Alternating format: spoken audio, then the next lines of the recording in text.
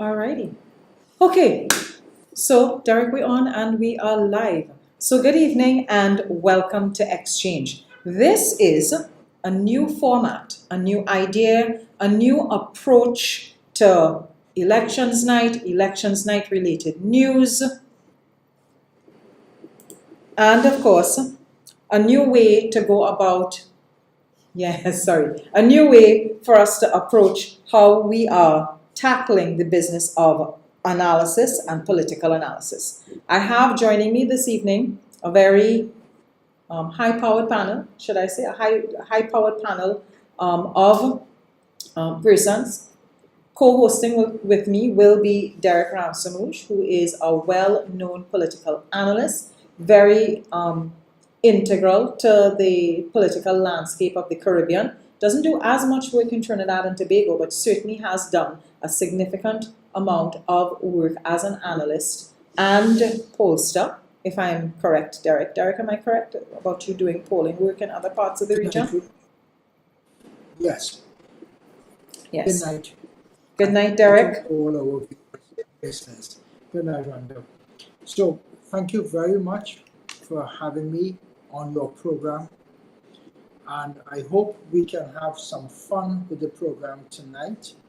I wish it is not slow. I would like it to be fast. I would like it to be punchy.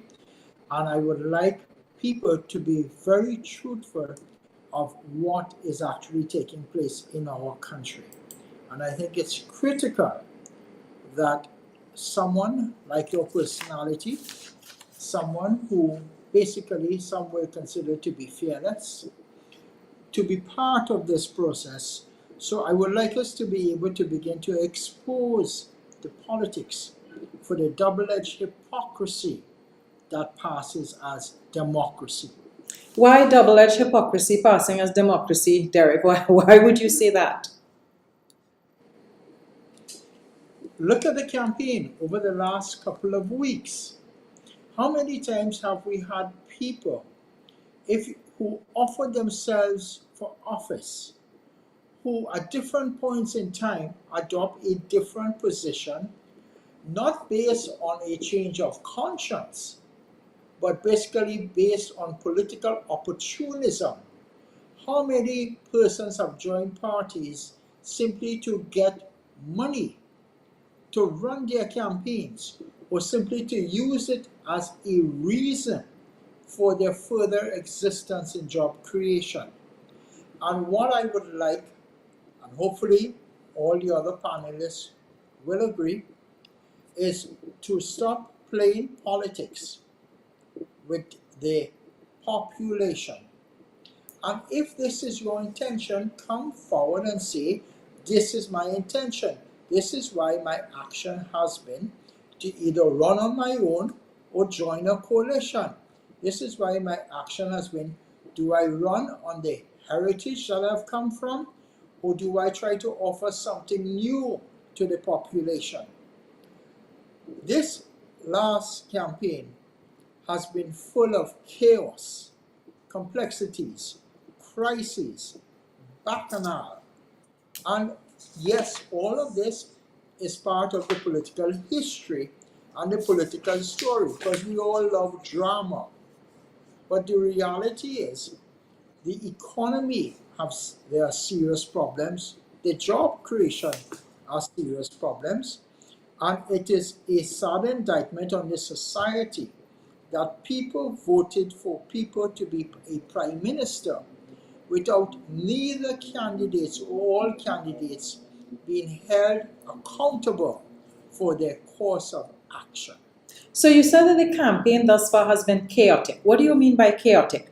Because based on the sitting government's announcements, this is something that they've planned. This is something that they discussed. This is something where there is consensus. This is something where they are all in, and that's been the hashtag of the People's National Movement's campaign, all in, which suggests that there is solidarity and also implies that there's consensus has been built there. So where is the whole idea of where's this whole idea of chaos and confusion coming from, Dereck?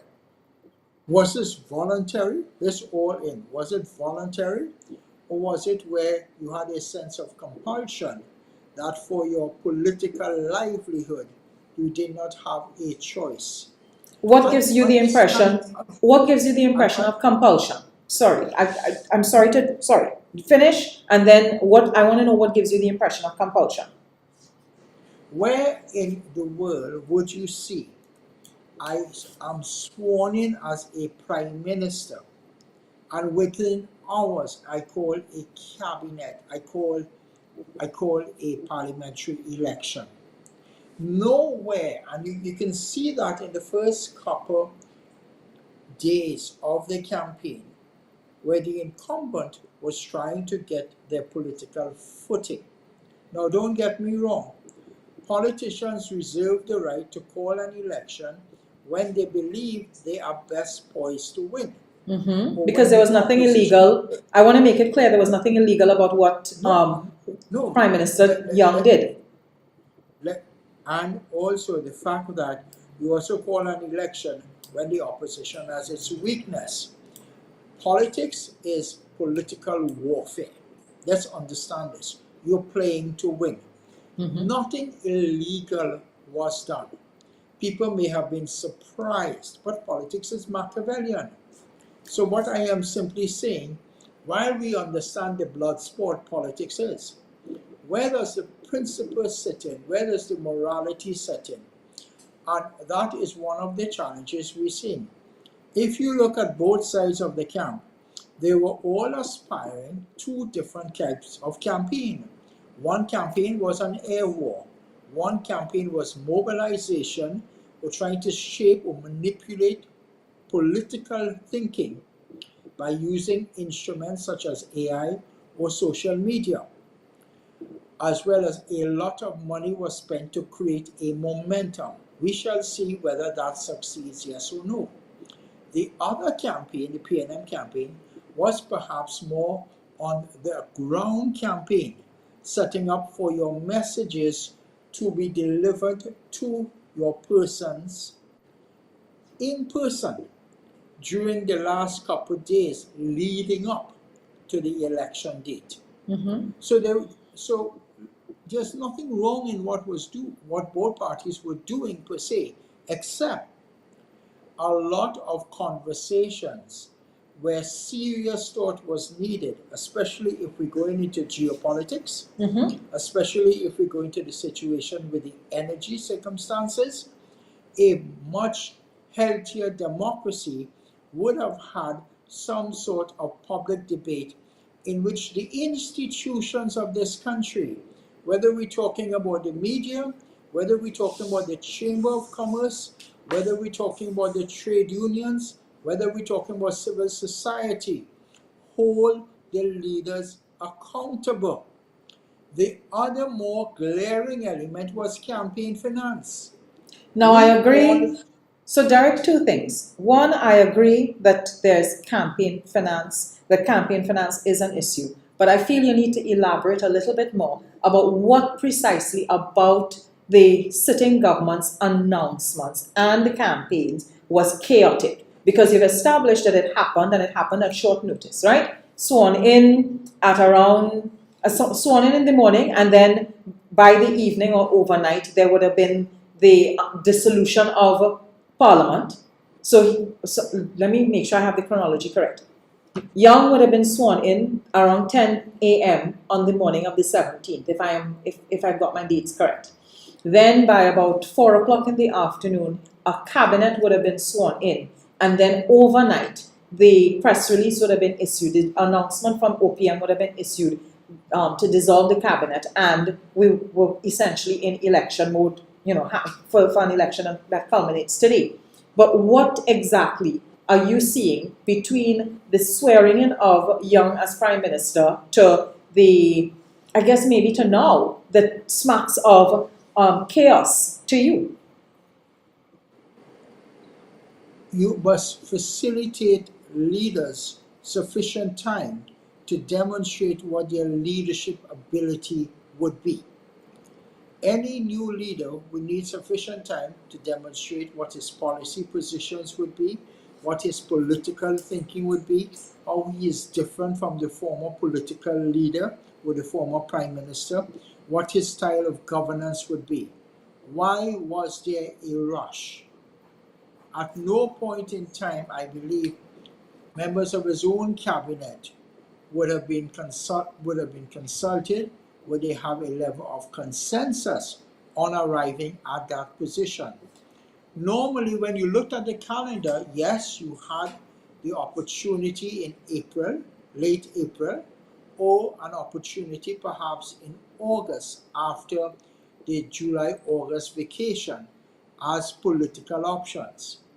You also had the possibility of a mid-year budgetary review that a new leader could have utilized to demonstrate how he would have addressed issues such as crime, such as the economy, such as the forex situation.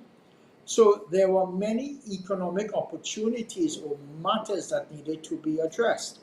And people would have expected a different style of governance.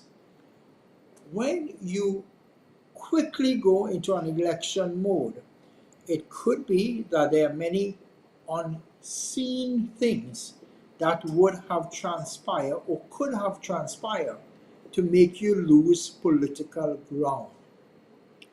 And that is why when I talk about the chaos, where is the political sense in what you're doing? Because you call a date to win an election.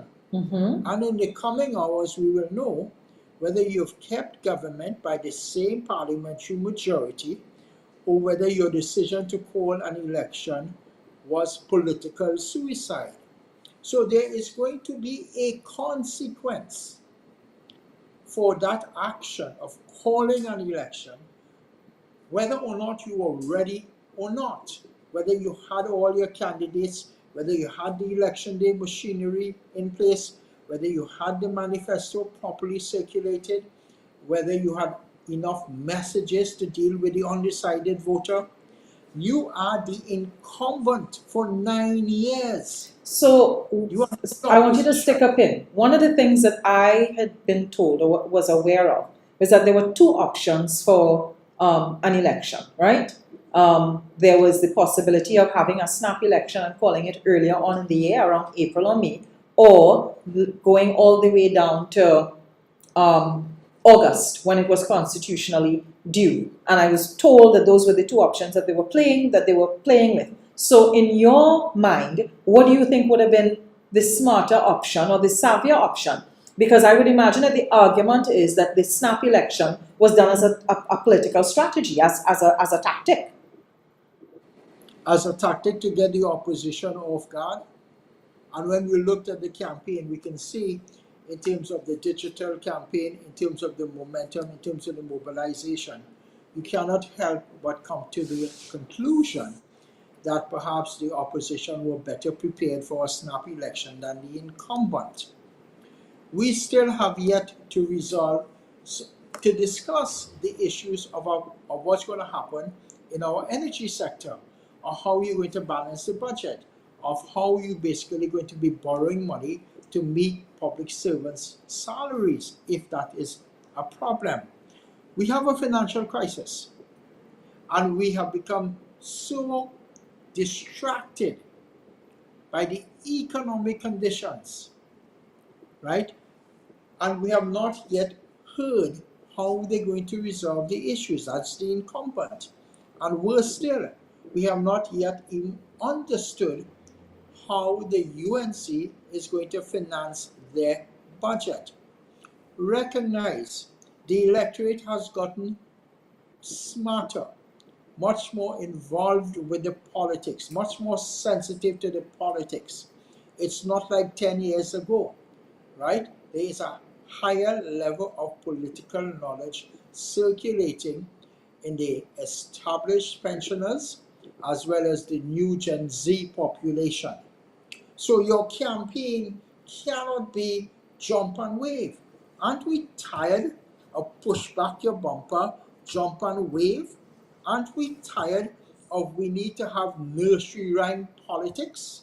So you're thinking Right? that there's exhaustion with the electorate, as in they're exhausted by a particular type of politics. I think it's a level of political stupidity within the political framework by believing you can practice the same type of politics and move our society forward. You cannot, right? You have issues with respect to governance. You have issues with respect to CARICOM. You have issues with respect to a post-Trump world. And the best you can do is repeat numerous times 4 words or 2 lines in a song and believe that is going to emotionally move your population to vote who you have spent billions of dollars to educate them. But I saw that, okay, so I saw what you're describing there on all sides of the spectrum. Yesterday, and I think I mentioned this to you, that I had been stuck in a motorcade, right? So I was stuck in a motorcade yesterday, and there was a lot of campaign songs being played in the motorcade. And the motorcade that I was stuck in was actually the sitting opposition, one of their candidates' motorcade. And all of the songs, I mean, they in incredible hook lines in all of the songs. So I'm thinking to myself, that seems to be the the the characteristic now of our campaigns. Both sides, well, when I say both sides, I'm talking about the major political parties, right? Because I haven't actually I haven't heard all of the campaign songs. I've heard from NTA, I've heard from UNC, I've heard from People's National Movement. I can't say that I've heard from any of the other political parties. But it seems as if using music to influence, to emotionally manipulate people, to get people into the frame of mind of choosing a particular political party, that has become the norm. So if it's become the face of our political landscape, and this isn't a new thing, this has been happening since under Manning. We love you, so we take good care of you. Right? I'm clear that using music to be able to manipulate the population ain't new. Same as using social media. That ain't new. That has been established since 2010 to now. So are you criticizing, or are you pointing out that these things that have become a part of the political culture, certainly within the last 10 to 15 years, that the electorate is tired of it?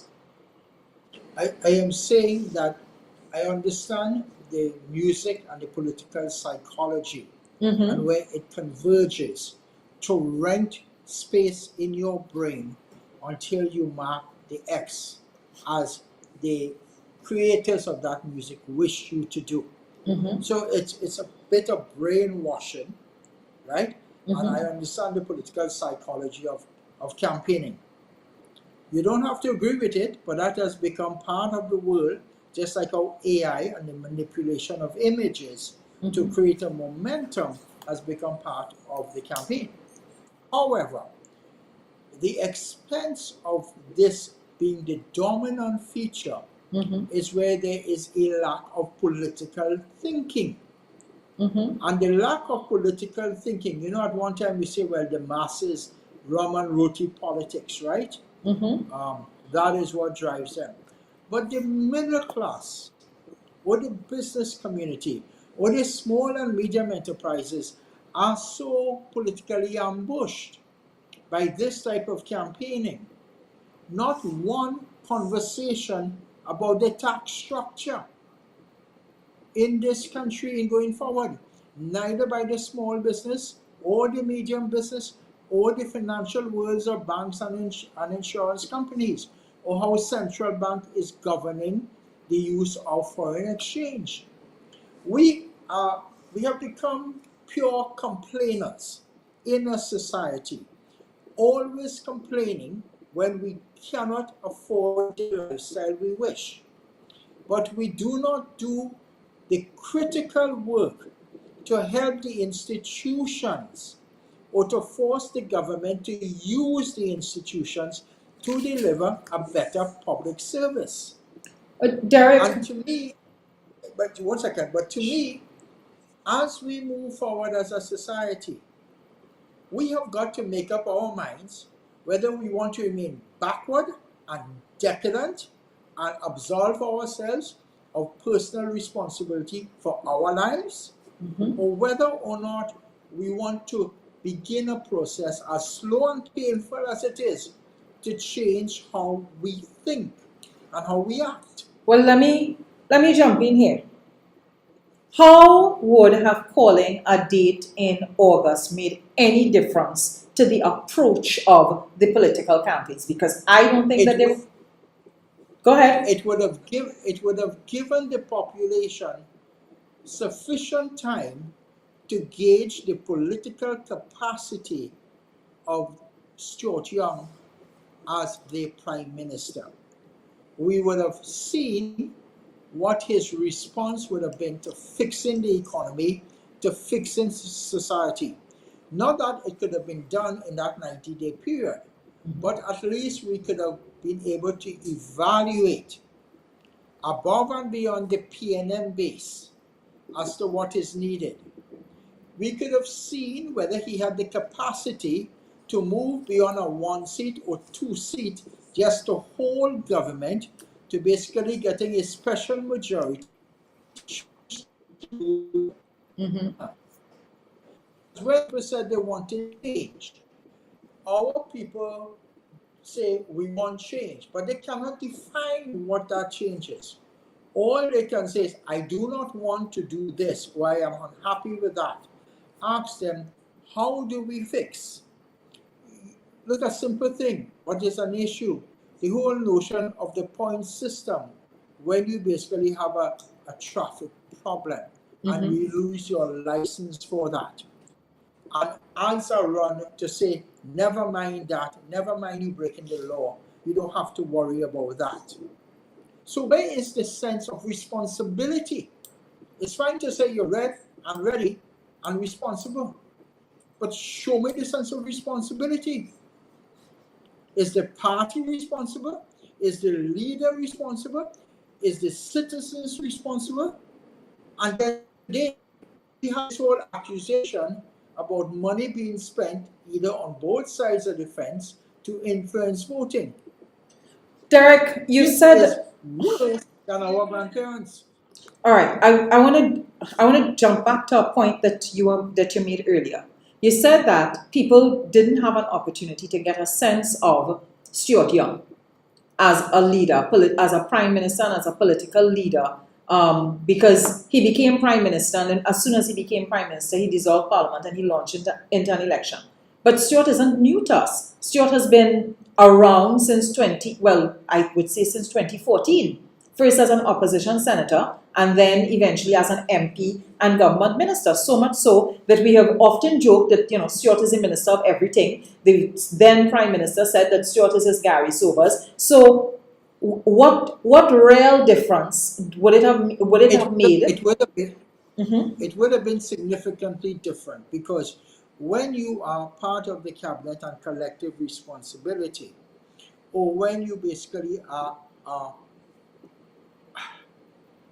when you can be perceived to be part of a chess team, but you're not the king, you're not the kingmaker, you follow the instructions. A leader, when a person assumes leadership, they're no longer a follower, they guide the game. And that's what, and again, that's the narrowness of our political thinking. That's the mauvais langue of our political thinking, right? By not fully understanding there's a difference between being a leader and being a key player in a government. The leader in our Westminster system, you elect a king called a prime minister. He sets the tone, everybody else follows. That's the political reality. That's the difference between leaders and people who are just a part of a cabinet to do the bidding. That's no different than what you see in the United States or United Kingdom. So the argument is people are using, well, we've seen him act before, and therefore by his extension he will behave differently. is not so. Because if you look at our prime ministers, Eric Williams had a particular political personality. A&R Robinson had a different political personality. Their personalities were different when they acted as a minister or a chief minister than when they became a prime minister. Patrick Manning as well, at a different point in time. So you must allow your leaders to demonstrate their capacity without and you cannot say, well, he acted for 10 years and that's what he is. Because we don't know the inner arguments or conflicts you have within cabinet. And that's one of the challenges. Our people believe politics is movila, bacchanal, confusion, ego, as opposed to understanding you are in a system of governance that you have to manage that process to deliver public services.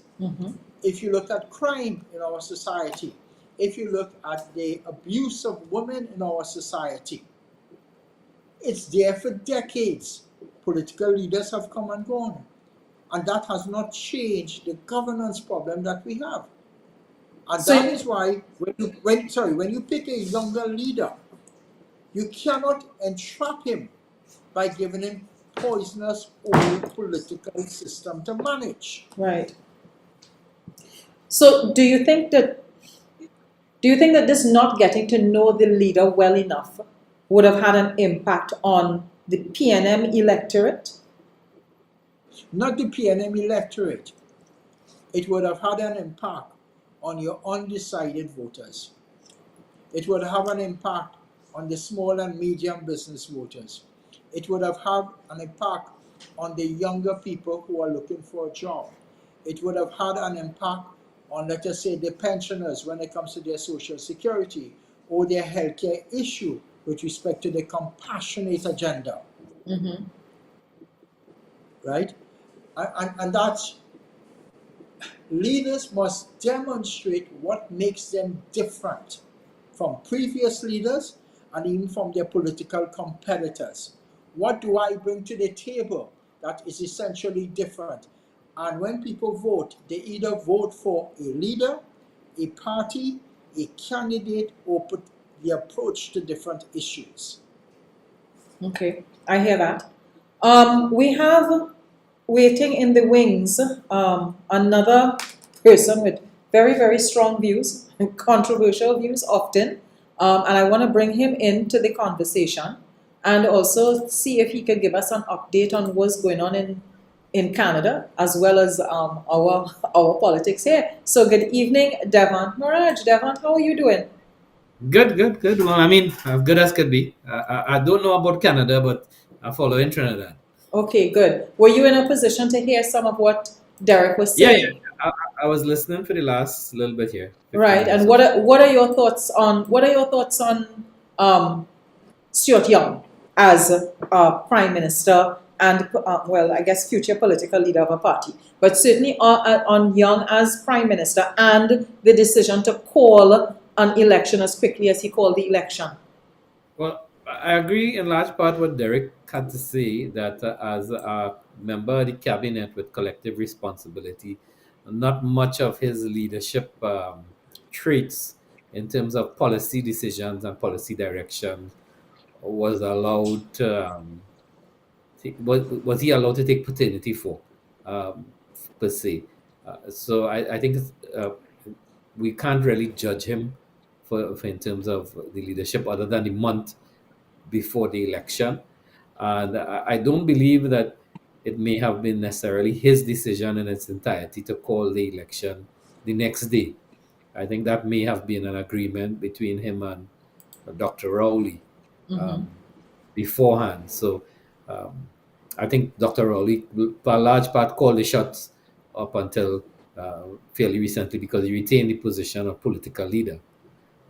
And we've all heard the talk, there's no secret about it, that there was a degree of pushback against him from members of the PNM inner circles. And at a wider level, it was felt that he didn't have the right ethnicity to lead the PNM, and that no doubt would have played a part in some small measure with what is unfolding tonight. But Devant, you see, I'm one of the persons that I don't understand where I don't understand that there was any widespread wrong ethnicity thing, you know. I remember Karen Nunes Teixeira making this statement, and maybe one or two other persons who aren't directly connected to the party, but certainly people within his constituency and constituency executive and people aligned, strongly aligned with the party, never came out and said anything about his ethnicity. That was not a conversation that I was hearing amongst core PNM people. I was hearing that as a conversation amongst fringe PNM people. As a matter of fact, when the conversations about his ethnicity started up, there were people who I see as core PNM people, because that's who did vote all the time, came out and said, well, no, there is no issue here, and his ethnicity should not be made into an issue. And so where exactly did you feel the pushback about his ethnicity was coming from? I think it was a whispering campaign on the ground. I don't think it was something articulated by anybody, because I think the PNM still have that self-discipline among party members. But I mean, I'm located 6,573 miles away, and the whispers reach. But it does feel like you hear, like you living in Trinidad, Devant. The way you just be on top of things, because you just message me about things before I know about them. Yeah, so I have heard the whispering campaign. I don't think anybody at a senior level would want to articulate such a position, because it's not a politically correct position. But I think the lower down you go, down the totem pole, is something that people were talking about at a very, very muted level. But nonetheless, up to yesterday, I was hearing people talking about it. About which part of his ethnicity they have an issue with, because I see Stuart as multicultural. So is it that they ain't like the Chinese part, they ain't like the East Indian part, they find he shouldn't be from Lal Bihari Trace, he should instead be from Raghunanan Road? What is the problem? Let me be blunt. I'm not politically yes, correct. be blunt. Be blunt. We're in a space where bluntness is allowed. This is a black party, and he's not black. End the story. Got you. Right. Right. If I may. No, I enjoy you jump when you're talking. Game 2 seconds. Yeah. Part of it is that the ethos or the thinking inside the PNM, right, is that party belong to us being Afro-Trinidadians, and they felt perhaps a sense of resentment, some elements, but equally, you have other elements in the society who are not Afro-Trinidadians, who perhaps will feel a little more comfortable that you don't have an Afro-Trinidadian in charge of the PNM. And maybe someone that is more viewed along a business line. And all of these are the moving dynamics. Another dimension to this is there was a feeling that Stuart represents a certain moneyed interest in the society, the 1%, and not truly reflective of the rank and file of the PNM, and his interests would have been elsewhere. I don't know if it's true. I don't think Stuart necessarily is that, but it created enough of a little gossip, I think, to affect it as well. And similarly, in the UNC, you would have seen over the years many attempts to try and bring a non-Indian to be in a senior position. I remember Carlos John. Panday wanted Carlos John. That is what broke about with Team Unity. Then after that, you had Wade Mark making a play. Now you had Jack, and now Julian John is seen as a possible heir apparent. I don't know, for example, if Kamala is the Prime Minister tomorrow, if she would chair any cabinet meetings starting 10 o'clock. I know. Devant, let me be brutally frank here. It have no way the United National Congress base going to vote in a black person as Prime Minister. They don't want a black person as political leader. I don't think the base have to vote, just as the base didn't vote for Stuart Young. It was a matter of being foisted upon by the leadership. And make no bones about it, that Kamala has an iron glove on the UNC truth. Yeah. Right? It has a knee on its throat, and whatever she says will go. So if she gets up tomorrow and say, Jolene in charge, Jolene in charge. And every man Jack will fall in line because, especially the UNC wins tonight, as I mean, somebody writing on the wall seems to be pointing in that direction. Everybody will agree because everybody want a crumb off the table. As it falling down, they had their mouth open wide to catch it. So everybody will agree. Okay. And that's a challenge. Our politics is going through a process of evolution. We mean, I and we're trying to disagree. It's find going through out a process of the gap. devolution. No, I Now, think we're not But we, evolving. We're evolving. so okay, both of you are talking about the politics evolving and the electorate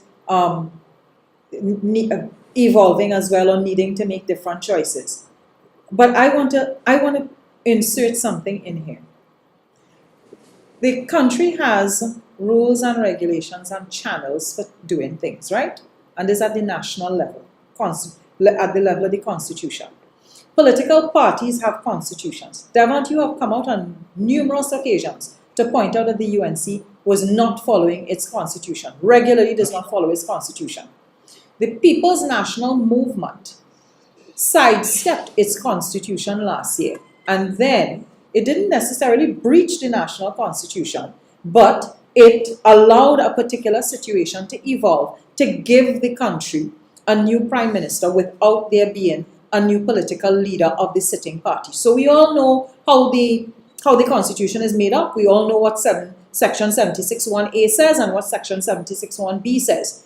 Are either of you willing to entertain the idea that the way in which leadership transition happened between December of last year to early 2025, that might be part of the resentment and discontent that people have with what has occurred? I alluded to that earlier where I said there was pushback, but I mean, look right here in Canada, and I'll draw a parallel here because today is the election in Canada, as you know, and we have a prime minister who don't even have a seat in parliament. He's not even a sitting member of parliament. He was appointed by Justin Trudeau, and the party basically in the leadership race up for everybody who had a strong challenger. The party, without any reason or rhyme, disqualified the leadership contender. So Mark Carney was anointed essentially, and despite the fact him being the advisor for Justin Trudeau for the last decade, and the unpopularity of Trudeau being so much so that Jordan Peterson said 2 days ago on Joe Rogan that it ran the risk of being an extinct party. Despite that fact, Carney most likely will be the prime minister tomorrow in Canada. Yeah. And the baggage of the Trudeau government, which he advised in net zero, LGBT ideology, the carbon tax, all these things is in Carney, DEI is Carney's playbook, and that Yeah. was heavily being pushed back with the conservative. Now is being embraced. So Okay. I think I see a parallel that it doesn't necessarily translate. It depends on the whole management of it. I want to bring into the conversation now Robert LaHunt. He's been sitting in the green room for a few minutes, and I feel there are a number of things that have been said by the panel here that he will want to respond to. Good evening, Mr. LaHunt. Robert, can I call you Robert? Is it okay to be? Yes, man. Of Nice. course. And could I call you Rhoda? Of course, I like everybody to call me Alright. Rhoda. There's some men, former students of mine, who all insist on still calling me Miss Barrett because, they have a fondness for calling me Miss Barrett, but I prefer that people call me Rhoda all the time. So, Robert, have you been listening? Have you been Alright. following along the conversation? Yes. I just came in at the tail end there. I mean, what I did get was that conversation and the analogy with two things that I picked up. The analogy with Canada and the idea of race and short term. And I Yeah. mean, I wanted to jump in on those two issues because if you go back to way back late last year, early this year, I am one that always used the Canadian model as an example And I truly believe that, and I've also coined the phrase that I've put out there, that the process is just as important as the end result. You know, I was one that totally, as a PNM member, never had any favorites in the party as to who should be the leader and who shouldn't. But I thought that Dr. Rowley exiting the stage, the opportunity to mobilize the party, to make the one thing PNM members have, and as a predominantly African party, all they really have is the concept that they put their prime minister in place. You understand? They have that vote. And this was a golden opportunity to mobilize the party, to energize the party, to get the prospective leadership candidates to go and speak to the members and let the members feel energized and be part of the process. And if you remember all my utterances, it was always centered around that. The process is just as important as the end result. If Stuart Young has to emerge as the leader, let him emerge via a process. And I heard what Devant was saying about Canada. I follow Canada a lot. I went to school in Canada. My daughter lives in Canada. All right. And therefore, it was an exact situation. The Liberals were massively unpopular, right? Just like Dr. Rowley, or the perception that he was. But what did Trudeau do? He left and he went to the party and he asked the party to select someone. They went through a process. All right. And now, similarly, this person came into being. They called an election almost immediately. And we will see the results that were expected tomorrow. So I think the PNM entered this election, in my mind, on the back foot, because it lost a golden opportunity to mobilize and energize its base by going into a quick party leadership convention, and allowing the party to select their leader, and whoever emerged out of that process would have allowed the party to go in a much more energized position. Now, I want to add a thought from the comment thread here from the audience that's on the live. There's somebody whose name is Mansa Musa, and I'll just add the comment on the bottom of the screen here. He says the whole issue with Young is that people felt he did not go through the internal process and that the financiers and business class forced him. What are your thoughts on that? and I mean, whether or not there are, the reality is that's a member of the PNM and that's his view. The real, in politics, perception becomes reality. And that might not be so, it might be so. I am not I can't confirm or deny that. But the person is entirely right. The way how you eliminate all of those conversations once and for all is by having a convention and ensuring that every person, every PNM member has a chance to vote, all right, and elect the person. And that's all. That to me was the fundamental mistake that was made. I respect Dr. Rahu's political acumen. He's in this thing a lot more than me. And I remember making the statement outside of Balize House very clearly that, I mean, fine, he's the political leader. That is his judgment. I might not have that view. But at the end of the day, the person, the arbitrator, or the final arbitrator of this will be the results of the general election. So what that would have done was to mobilize the party's base. Now, the concept of the other thing that people have been mentioning, the concept of whether Young was an African or he's a Trinidadian, a mix-up person.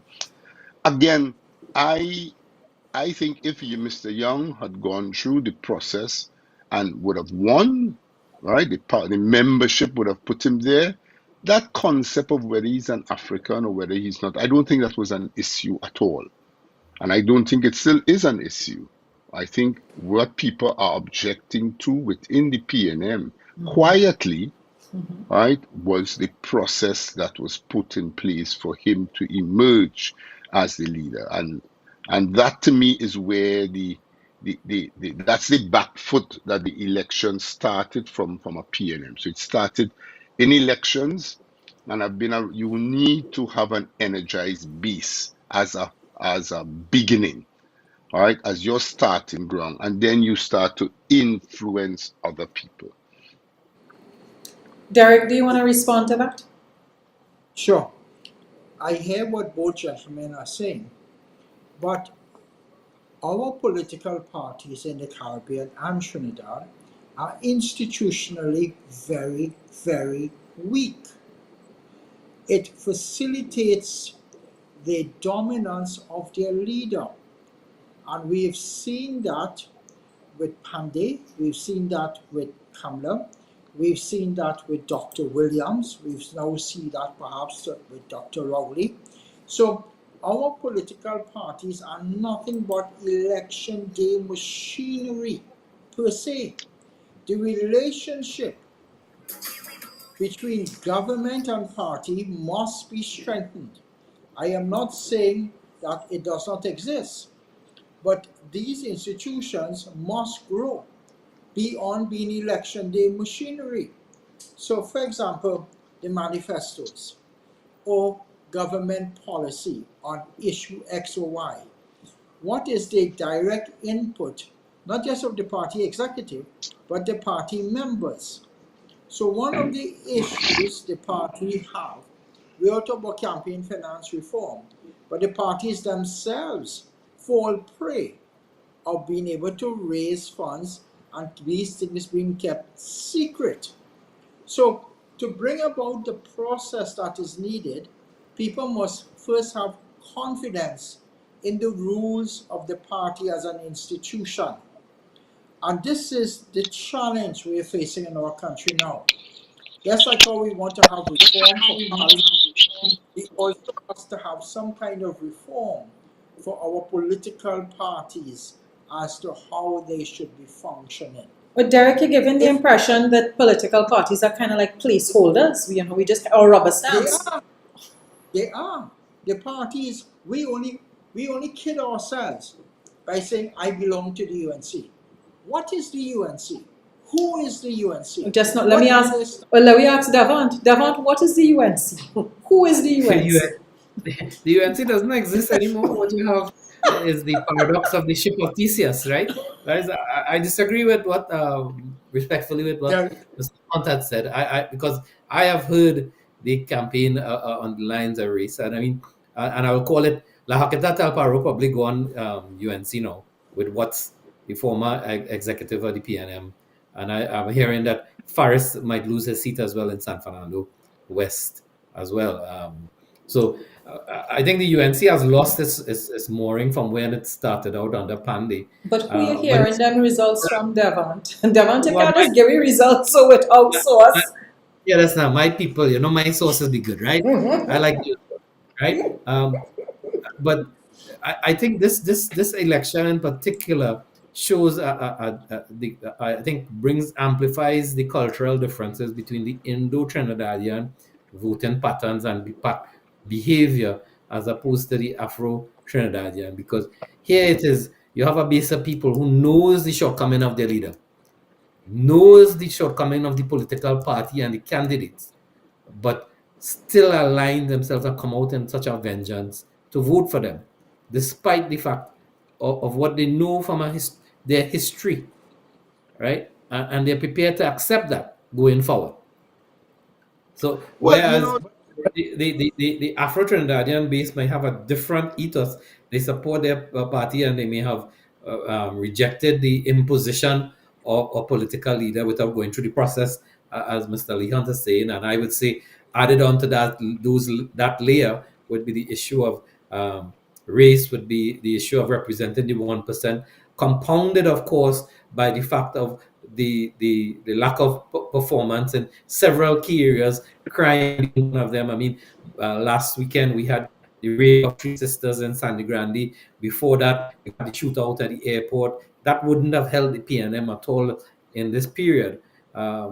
I think one of the difficulties the PNM had was delivering anything in the last couple of years, and it would be hard pressed for Mr. Young to go on a platform to present a fresh vision when one of the conversations people were saying is, yeah, but you had 10 years and you didn't do anything, Okay. right? Robert, you wanted to say something? Yeah, but, and again, I mean, just coming in, Dereck, I agree with you with the point that you were saying about the institutions and what you think. I mean, at the end of the day, yes, PNM has a lot more formal institutions than UNC, right? And PNM have the General Council and the Central Executive and so forth, but an institution is just as good as its members and makes up the institution, right? And at the end of the day, you're right. We all center around this maximum leader, and the party itself, it does not stand up. I mean, I remember Jennifer, Frudy, and a few of us stood up, just simply asking. We were advocating for the members, the general members, to just have a say in the elections. And the General Council itself, who picked those members, that small group, they were prepared just to go along with Dr. Rowley's that this is strategy under the code that what I am doing is strategic and I can't say. So, yes, you could have institutions, right? But you have to have functioning, working institutions that are going to be willing, made up of people who are prepared to push back when the time is ready, is needed. All right. And therefore I think that is one that we have. So you're gonna have institutions, but you have to have institutions, and you have to have these institutions manned by people who are prepared to stand up and push back hard. Now, Dereck, in jump the case in. of Yeah, in the case of yes, Robert. Robert, I agree with what you're saying, but the problem we have is our people at times lose their sense of correctness. Inside of them, they know fully well what we're doing is wrong. What we're doing is not correct. We have not been brought up not to do things correctly, but we become such cowards that we basically abdicate our sense of correctness because we're in the pursuit of some sort of personal gain. And that is what you see in the selection of candidates in this election. The notion of yeah, supporting people who are politically correct and who know what is right for the country, but they're blinded by their own ambition.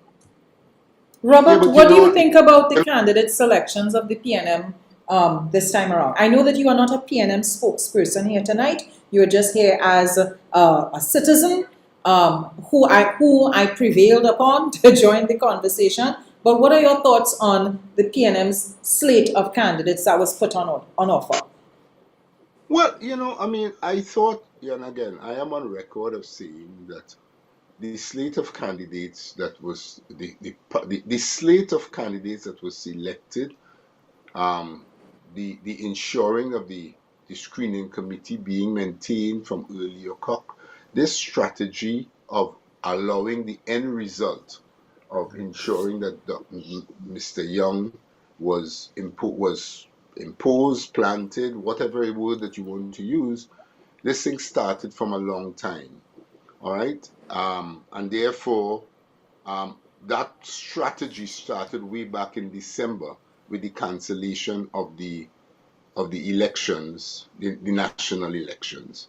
So it went all the way back there. I think we need to do a better job, or I think as Trinidadians and Tobagonians, as citizens, I think we need to make the job of the MP being a little bit more responsive. We have to put some more responsibilities. We have to be able to put the rewards mechanism behind it a little bit better so that we would be able to start to attract the right type of candidate who will want to come forward. So I think there's some tweaking about some of our legislations that is needed to facilitate that. Otherwise, we will continue to have challenges in the quality of the candidate that come forward because you're asking someone right, to leave, go apply for a temporary job for 5 years, all right, most likely leave their own employment and therefore, and also be paid something that is not that attractive. And therefore, we need to look at that. So there's a Okay. bigger picture. I, There's a and bigger I, picture I there. grasp that, but Robert, when the whole salary increase thing, the remuneration package increase thing occurred, and with the adoption of the Salary Reviews Commission report, that was, I mean, look at how much uproar it caused. And we continue to not educate the public properly on what the SRC's remit is and the ways in which it impacts on what public servants, because the senior level public servants, management level public servants who are all impacted by the SRC. All right. So I mean, for me, those are one of the problems. But I want to pull in Devant here because I have, when Dave Tanku refused to send any representative to be on the program, Dave sat again like if he afraid me. I can't believe that Dave would afraid, a little woman like myself. But Devant, what are your thoughts on the Slater candidates that the UNC selected? Just give you an update. It's looking like Alexander going to pull off Tunapuna. I just saw some of the Tunapuna boats with Devant at early in the night. It's 8:57 p.m. Oh gosh. Yes, you're reading it right. No, but I could tell you, Mr. Lihan's example there reminded me of it's very similar in the UNC. Unfortunately, we don't have institutions. We have basically shells of something to rubber stamp the leader's direction. And Ganga Singh, myself, Fuad Khan, and a few other people went to the National Assembly in 2017 or 2018 to move a motion to get authority to have discussions, to form a committee to have discussions, to talk to people about forming a coalition. It was shut down because the UNC wanted to, under the leadership, Kamala wanted to, win alone or lose alone, right? And strangely enough, now a coalition is what you want to do. Coalition of hate, as I call it. But the candidates now who would form your cabinet if should they win are essentially dashboard puppies. They will bob their head up and down. Whatever the leader say, the bull full, the cow full. They will agree. They have no mind of their own. I know most of them very well. Nicholas Morris and Mayaro, as a candidate, they worked for me, right? He was one of my political staff, and you pick the lowest common denominator in the UNC. Roger Alexander, when did he screen? When was the screening process? We have no institutions in the UNC. It's whatever the leader say goes. Just follow the leader, right? So there was no screening process for him. Davish Maharaj, you never see him in a meeting, right? He's candidate in St. Joseph. So it's a strategy to wrest power from the PNM at all costs, and the end justify the means, and the ends really there is access to the treasury. And I am scared for what will happen for Trinidad and Tobago National Treasury, because Dereck alluded to this earlier. There was no discussion on substantive issues. The UNC economic plan for Trinidad and Tobago, the PNM plan for Trinidad and Tobago, nothing was ventilated.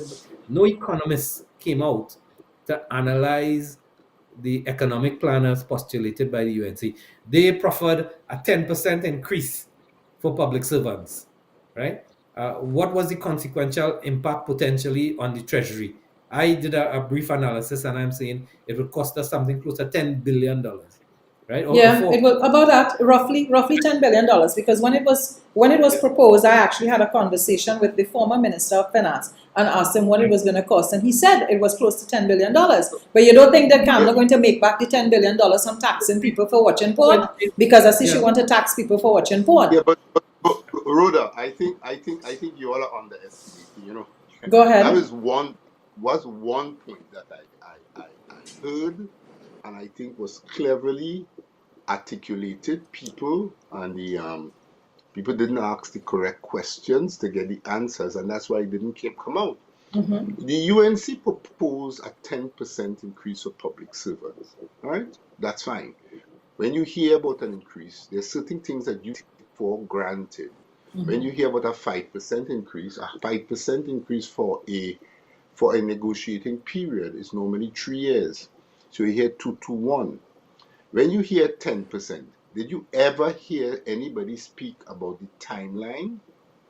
So at the end of the day, between UNC and the unions, if tomorrow morning the UNC gives them 10% over 5 years, and the agreement is, I will now, because I want to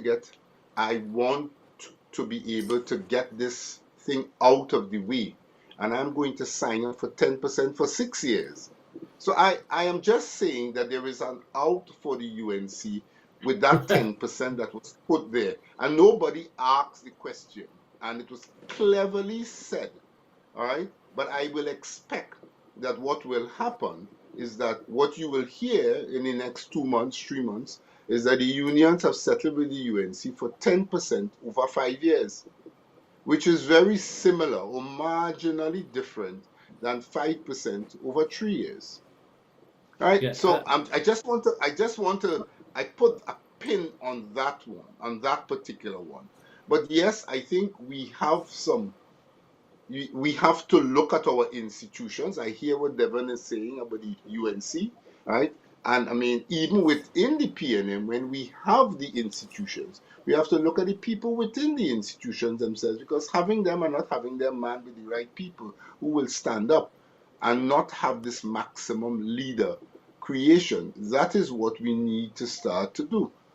So, gents, can I ask you? Can I ask you to stick a pin just for a couple of seconds, because I want to do I want to show the public some results, right? Devant, not the results you sent to me, but the results that I've gotten from somewhere else, just so that they can see what's going on. Because no, I like your results. It's just that your results not in tabulated form. It's looking pretty now. That's all, because it's not looking pretty. So at 7:54 p.m. we would have had, just now, let me just touch back this screen here and get it up and running again. Right. At 7:54 p.m. we would have had these results for Tunapuna, where you see Roger Alexander at 248 votes, ahead of Esmond Ford with 167 votes. Arangua St. Joseph at 1 minute past 8 p.m. You have Dayal Singh with 74 votes and Devesh Maharaj with 234 votes. At 8:09 p.m., Tobago East would have had TPP at 991 votes and Ayana Webster Roy at 412 votes. Chaguanas West has the UNC, Colin Gosine, leading way ahead of the Patriotic Front and PNM candidates with 4,394 votes, but that's to be expected in a seat like Chaguanas West. This is Chaguanas West again. Then Chaguanas East at 17 minutes past 8, Vandana Mohit, 2,664 votes, well ahead of Richie Sukai with 985 votes. 8:46 p.m., Tunapuna, Roger Alexander, 2,244 votes, and Esmond Ford with 1,734 votes. And that's it for my for the results thus far. So if I may, SRC comment. Let me tell you, the population, in my view, want to see their members of parliament working, but they must dress up in a sapat, a merino, that tear, and a short pants. Because heaven forbid that a member of parliament is properly compensated. And Robert could probably tell you the kind of hours any kind of member of parliament will have to put in. But if I may, yes, Dereck. I just want to clarify these results. The problem with these results is you do not know which polling division they have come from. When you do an analysis of our voting behavior pattern, you have strong anti-PNM polling divisions, strong PNM polling divisions, and a minuscule of a 50% break in polling divisions. So you may be seeing, forgive me, Devant, sorry. No, what you may be seeing, I know, what you may be seeing is results from certain traditional strong UNCPDs or certain strong PNM. So it's a good start, but as the night progresses, we can see, depending on the polling division, whether or not the UNC have made inroads in strong PNM polling divisions, or whether the PNM have fallen in their strong polling divisions. No, So, Dereck, I have polling division information. For example, in St. Joseph, in the polling which, division of Akono, the UNC is ahead there by far, right? And in Riverside, the UNC is ahead. What appears to be happening is in Devant, can we ask how you have the polling division data? I mean, you I, can I have give your I have insight. I have people on the ground sending Okay. me updates in different constituencies in from the Tunapuna, polling from the polling La division from the Joqueta, polling division. La Joqueta, Talparo, San Fernando, and a few others, right? You got to be connected, Ruda. So, so, so, so, No, so some let of me these be is no, connected no, with no. it. I mean, But this give me the information, PD. Derek, the information is already starting to come out with regard to Right. which ones of some of the polling divisions and the trending. I mean, listen, going into this So the election, I heard going into this election. Let's start. If we went into this election, I think you started this election almost, from my perspective, just looking at the trends, with a possibility of a 1922. All right, two in Tobago is right. up in the air. 19. I mean, I felt going into this election, St. Joseph for the PNM was always touch and go, right? Based on what I saw as trending in the last election, I believe that PNM feeling that they could pull back Maria Muruga.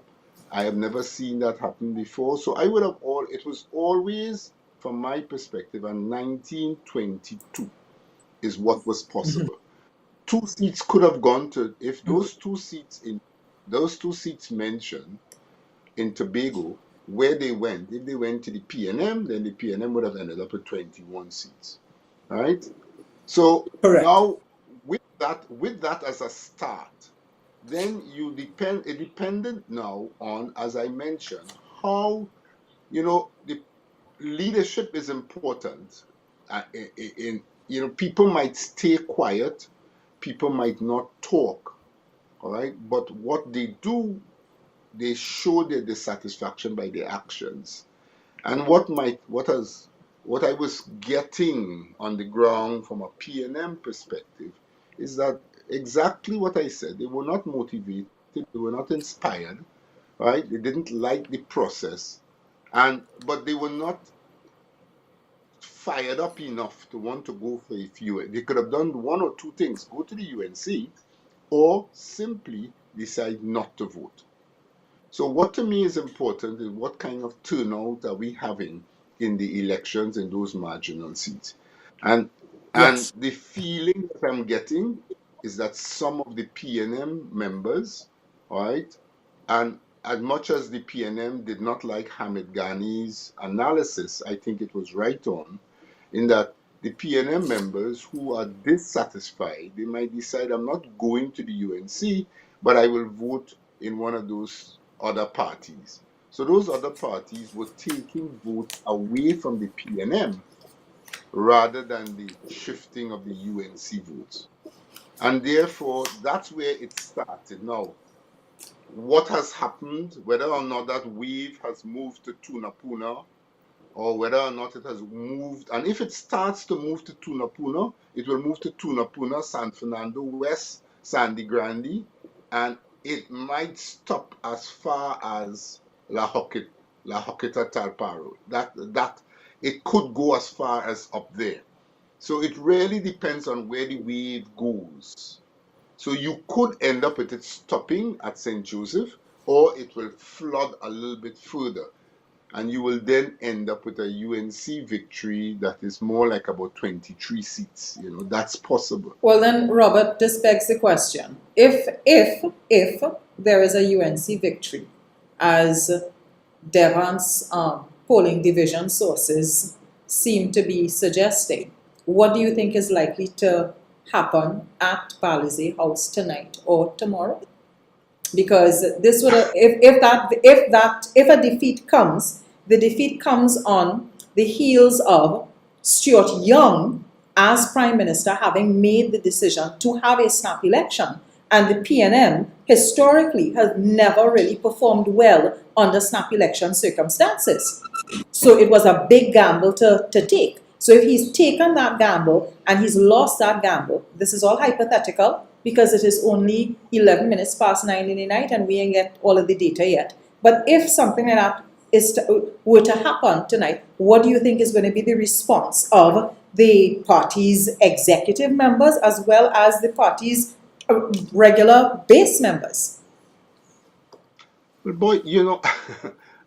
And no, I put you in a rough spot there. I also started to stay away from, anticipating what I think party members will not do. But what I could see is that this election, there have been a number of this election should, if the PNM loses, I think this election is squarely, that loss falls squarely on the shoulders of decisions taken by Mr. Young and Mr. Rowley.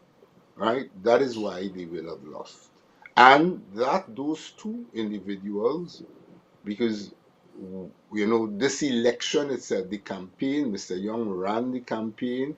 There were lots of people, I heard feedback that they didn't like the I man.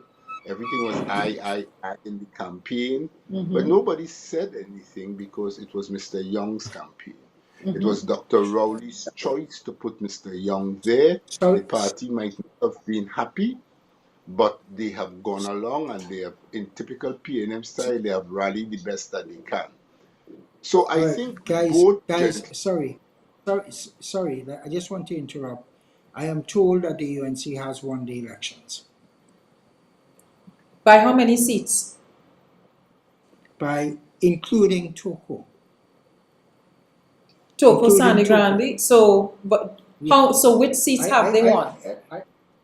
I am told that congratulations have already occurred between the political leaderships. Not as the in, leader, but the as in the leadership. People's National Movement, the leader of the PNM has conceded and congratulated the leadership of the UNC. Campaign managers. Campaign managers. So that means Rohan Sinanan has already congratulated whoever is it. Who is the campaign manager for the UNC, Devant? Feroz Khan. All right. So Rohan has congratulated Feroz Khan. Perhaps we can check on that if you have the contacts, because that's what I'm told. That's why Devant WhatsApp me Feroz number. Yeah, but do it now. Thanks. Yeah. Yeah, because me ain't calling none of them. I know you ain't calling nobody. I can't call anybody in the PNM right now. I am also being, people have been sending WhatsApp messages, and I'm not. I'm even. I sent you Feroz number there. I got it. Thanks. And Robert, the Liberals win 23 seats so far called, and the Conservative 10. We have our next 10 still to be decided, with 3 most likely will go into the Liberals for 26, and the 4 more to go for the Conservatives. Jagmeet Singh from the NDP most likely look like he might lose his seat, and the Greens party leader might lose his seat out in Vancouver.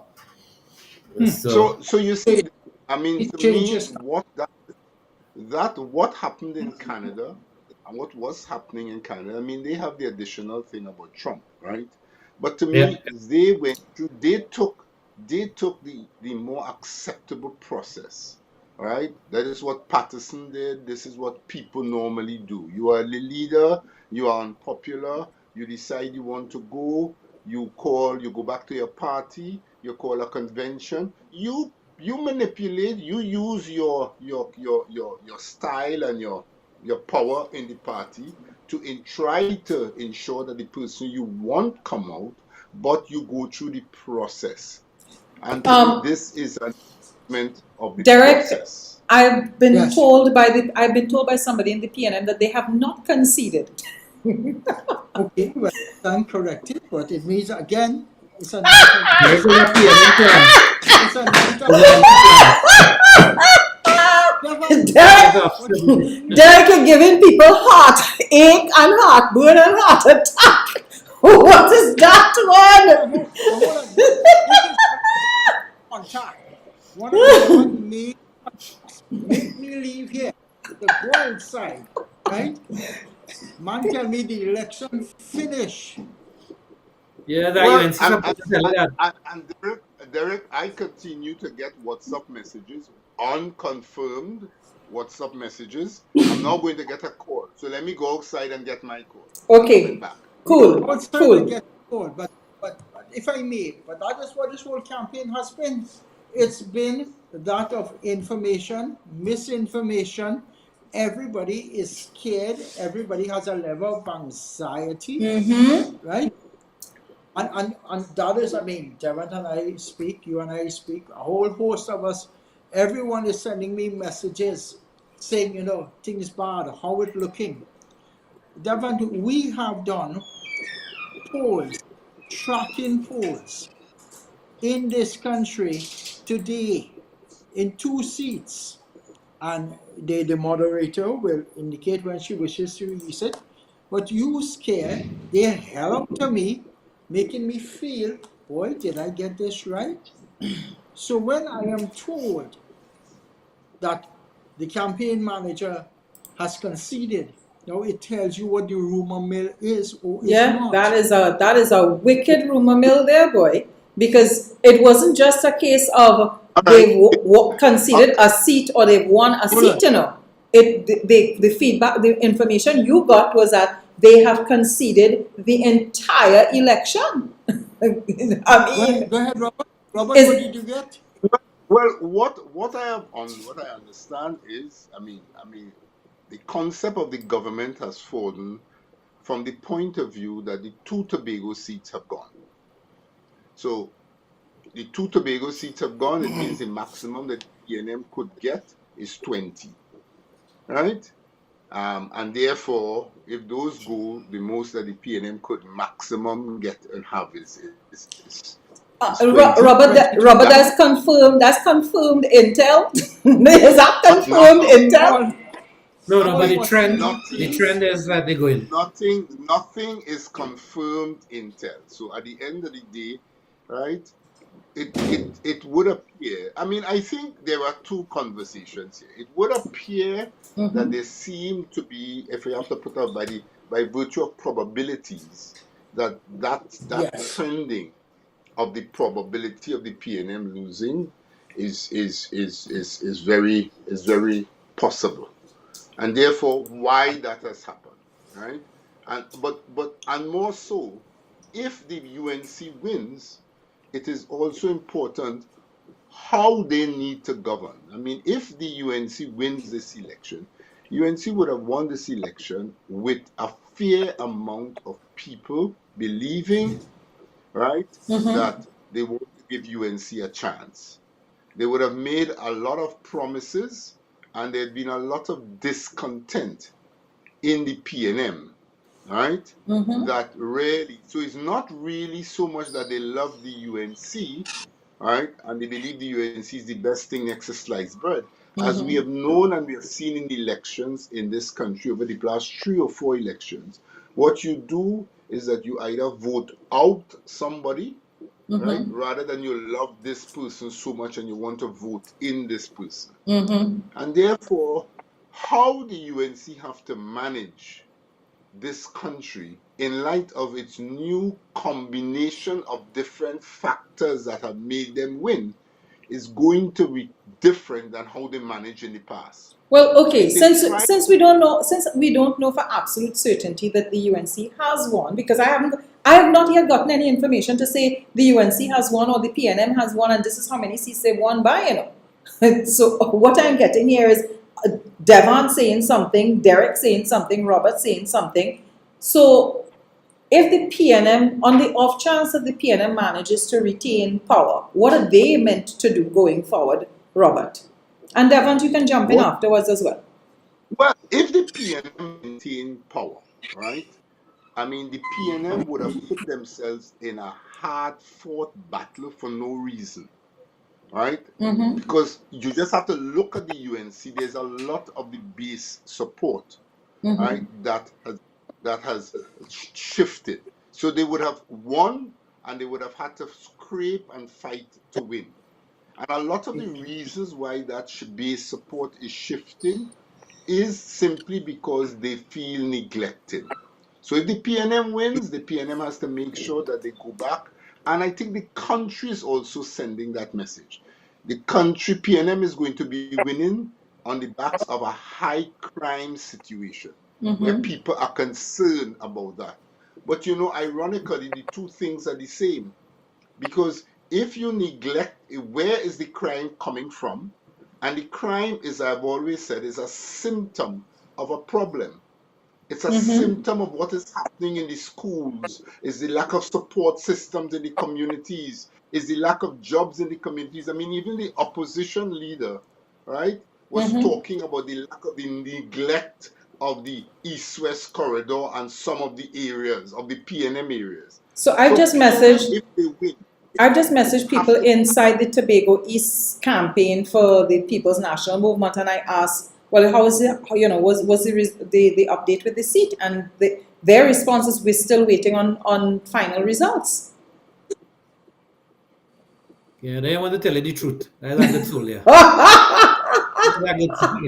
You're going down with the ship. You're going down with the ship. That's it. At some point in time, you had to wake up and smell the coffee. You know? But I just get somebody telling me here that they're calling it that PNM, that UNC win as much as 26. Oh, good Lord. I'm just telling you, we chatting, everybody chatting, and let's put up whatever you have to say, that this is disclaimer and whatever it is, because I don't want anybody come afterwards and say that I say.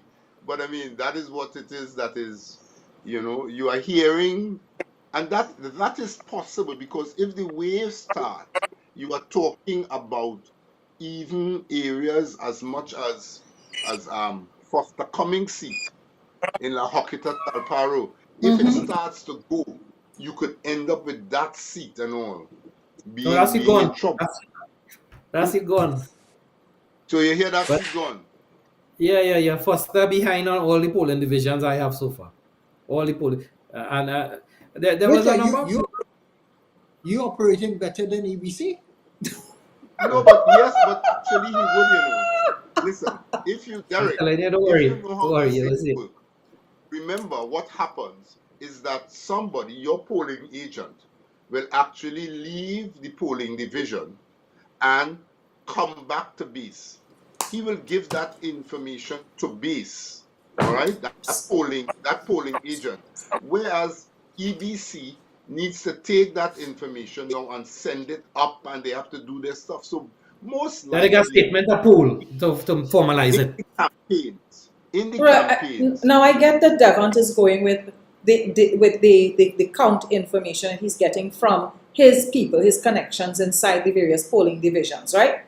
So Devant, I want to ask this, because you became, PNM's #1 fan in the course of the elections. I mean, you've written several theses about why you're throwing your weight behind Stuart and why we shouldn't vote for Kamala. What allowed you to think that the PNM is who you wanted to throw your weight behind? And did you expect, so two things, what caused you to throw your weight behind the PNM? And two, did you expect this kind of shift that your data is giving to you? Well, I didn't think it wasn't a new phenomenon. You know, in 2020, when the UNC lost the elections, I embarked upon a billboard campaign in Trinidad calling on Kamala. And since then to yesterday, I've written extensively on the poor leadership of Kamala. And winning the election to me doesn't absolve her of any leadership indiscretions of the past. I still think she's a poor leader. I think as a happy circumstance of PNM misfortune and economic issues is a cocktail that was convenient that the UNC benefited from, not necessarily from any big leadership strategy of Kamala Prasad Bisesa. And given what I've seen on both sides, including the type of candidates and so on. In fact, when I saw the candidates, that is what encouraged me to show my support in terms for the country. It's not in my view, it's not PNM or UNC. This is about the team that I believe that was better suited to carry the country forward. When you have people like Nicholas Morris as a candidate, Vandana Mohit as a candidate, Roger Alexander as a candidate, the only two candidates of substance, in my respectful view, in the UNC's camp is Devish Maharaj and Wayne Sturge, probably. I mean, you have a battery of people, leader of opposition in the House, who was accused recently of impropriety regarding a car. He is now most likely going to get a ministry, right? You have people accused of human trafficking lurking in the shadows who will most likely be coming through the Senate and so on. And I could go on. I mean, it's like Ocean's 11. They're planning a Well, heist on the casino. if I may, I guess, yes, we've had a fair amount of emotion and laughter. But there are two things. One, perhaps, can we speak with Watson Duke from Tobago? Well, I'm get it trying. clear. I'm actually trying to. I've been messaging the other guests to ask them to please call in to the room, and none of them are responding. Right. So first I'm going to try and let's get Duke. I'm going to try and get Duke. yeah, if we can get Duke, we can have a perspective of what's happening, right? And also, we have to understand, what does this mean for Trinidad and Tobago come tomorrow, Yes. right? How are we going to finance? Why do we have this problem? Is it hubris syndrome that's setting? Is it insensitivity, where people had just had enough of you and wanted a change? And that's one of the things people argued for, a change of leadership, or a change of the economy, or a change of the society. And there are many serious lessons. While we're finding a bit of humor in this situation, we have a real problem confronting this country come tomorrow if the government has changed without any sense of clarity of what are the next steps. And therefore, I think it's imperative of us to The begin next to step is the understand. next time it have a birthday, we having cake on the stage and minister singing happy birthday. The next anniversary, it having thing in Mid-Center Mall and is she's So, royal. so, so, That, so that, we that, are backward. So we No, are but backward and Derek, study. you are asking the right questions. The truth of the matter is, all right, we have some serious bread and butter issues to deal with in Trinidad and Tobago. We have some serious economic challenges. Dr. Rowley, when he said that our cuckoo cook with dragon gas didn't happen, well, I think right now it is cooking, because dragon gas did not happen, and that is what it is. So no, the the truth of the population matter doesn't is, care about those issues, Robert. They um, don't care about it because they never made I it up. hear you, but whether they don't care, that's why I said to you that the UNC clearly, the selection of members of the Senate is going to be important. You're going to have, I hope that we're going to have some bit of responsible government, because the UNC now, if they win, they have to govern us through a very difficult period. They now have a coalition of members, and they have a new segment who have helped to put them in power, who is expecting them to deliver, right? So there are a number of constituencies, right, that they now need to service in a different way, and how they govern is going to be key. So, So guys, we are Tobago Let me tell East, you, Trinidad. the Tobago East MP has just said to me that there has been no concession of her seat. All right.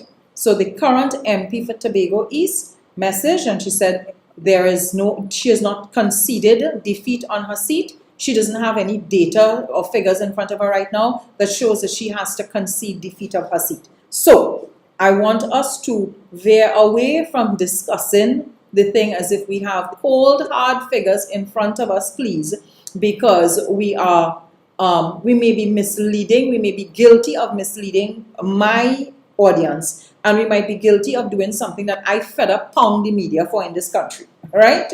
So I don't want to be in a position where I'm doing something that I pounded the media for. So if we're talking without actual EBC data in front of us, let's look at what either side will have to do, as opposed to thinking that we have actual results in front of us. So if I may put some sense of rationality into this, unless we get final figures, we've got to curb this speculation to an extent until it's finally declared. So our conversations, if we were to pull it back, the constituencies of basically St. Joseph and the constituencies of Muruga were first taught as being the most marginal of the marginal constituencies. Have we got any other information from any of the candidates or any of the parties as to where they are? Has the EBC given any calling of results? I have a message from Gary Griffith here that I'm going to listen to. So I'm muting myself and I'm leaving you guys to chat just for about 6 seconds because I want to try and get Gary into the room. Okay. So Devant. Yeah. How are we going to shape the future of this country? What is the options then for the UNC if they were to form government or if they were to lose government? What is the role Kamala Persaud is going to play? If they lose, I hope there's a regime change and a new direction in terms of the party where it goes. I guess similarly, people in the PNM probably hoping for the same thing, that if Stuart Young loses, that there'll be a regime change as well. But if they win, we don't have to look too far. The UNC, we have a track record how the government was run under the same leader 10 years ago. Showing up late for cabinet meetings, having a birthday party with ministers on stage singing. A lot of people who were involved in high-profile, questionable scandals back in position. I wouldn't be surprised if Tim Gopi Singh and Bo Tiwari come out of the political grave, and they're close to 80, 90, emerge in the Senate as possible senators. Jawala Rambaran is a name I'm hearing as a possible senator for Minister of Finance. But the leadership that sets the tone for the direction of the government remains the same. All right, guys, I've got Gary Griffith, who is one of the candidates running for St. Joseph, on the in the room, and I am bringing him in. Gary, good evening. Thank you very much for joining us, and I'm hoping you could dispel some rumor mongering here. These fellas jump in and say that the UNC has already won the election, the PNM has conceded, and I want you to let them know that NTA is who has won the election, please. So go ahead, Gary. Well, that's a good. Gary can get on the show. Much less on the ballot. Polls seems that there may be a massive swing to the UNC. There has not been any dent that the third parties would have made. It seems that the country has decided that regardless of how frustrated and disappointed they continue to speak about really two major parties, the status quo has not shifted. The base support has held with both parties. The floating voters have shifted to the UNC. And so there are 14 to the 17 political parties that we have not made a dent. It is not in any way it's on the factor of the lack of quality or talent of the individuals in those parties. It is just that most of those individuals, being in any other party, would have done well. But the status quo remained, and from what we gather, it seems that there may very well be a change in government. We see the two Tobago seats shifting. I'm picking up that San Fernando West, maybe lost by the PNM, even La Joquita, Talparo. They're behind in Tuna as well. So there may very well be a new government come tomorrow. Gary, do you have any figures for yourself or for your constituency? Any up-to-date figures? Hello? Okay, when I go wrong with Gary campaign, right? It's still. Oh my God, Devant! Boy, your mouth here no come at all, you know. I'm going to ask him to re-enter the room. All right? Okay, good. He's coming back in. He's coming back in. He's coming back in. He's coming back in, folks. So he's back in. Right. I'm sorry about the technical difficulties there, Gary. Data. Do you have any data from your seat?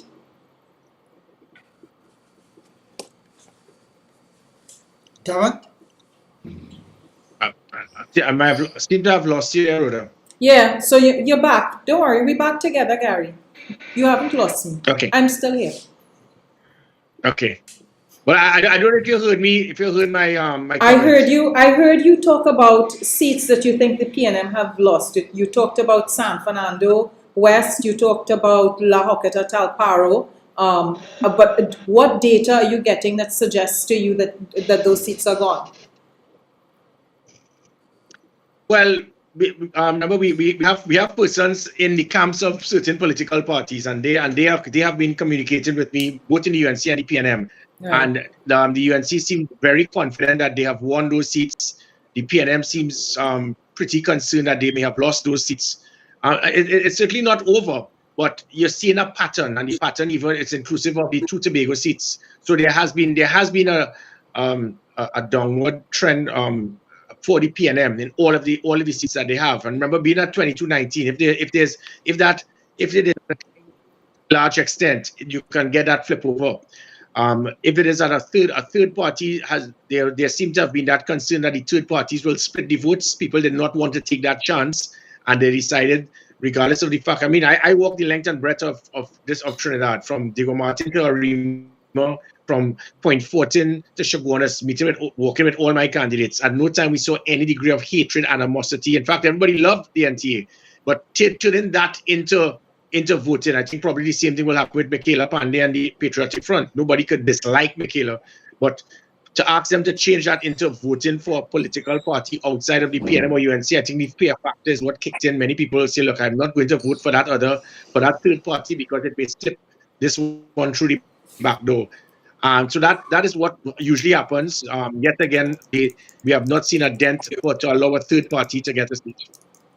Okay. Gary, what has happened in St. Joseph? What is St. Joseph? Yeah, what are the figures in St. Joseph like? It is very slow in coming so far, but because what we had in polling agents that I had, it seems that there may be likewise a shift towards the UNC. We don't have the data to confirm that it is lost as yet, but what it can show is that the citizens around West St. Joseph, they have not in any way decided to give out their vote to any party other than the PNM or the UNC. Okay, all right. Gary, no, just now, Devant. Gary, your third party would have gone in there in the hopes of being able to pick up votes from voters who are thinking differently. Is it that those voters didn't vote? No, not at all. I think the voter turnout, it may just be about the same to 2020 or even slightly higher. It's not to say that there was a massive voter turnout. What we have seen is that those persons that will usually be the floating voters, like what you would have seen in 2007, where most of them decided to vote for the COP. That's what caused 148,000 to 199,000 for the UNC. Mm-hmm. You saw that division. You saw the division in 91 when Kamla Prasad Biswas was in the NAR. They got 121,000 votes, and the UNC got just a little above that. Both parties, both the NAR and the COP, did not get a seat. We did not see that hype of that third party support in any way. And me being a political leader of the NTA, it hurts me to say it, but it is true.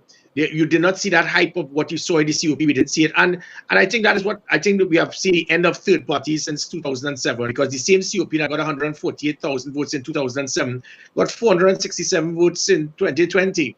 That is where I think we've reached to that point of, like, the United States, the Republicans and Democrats.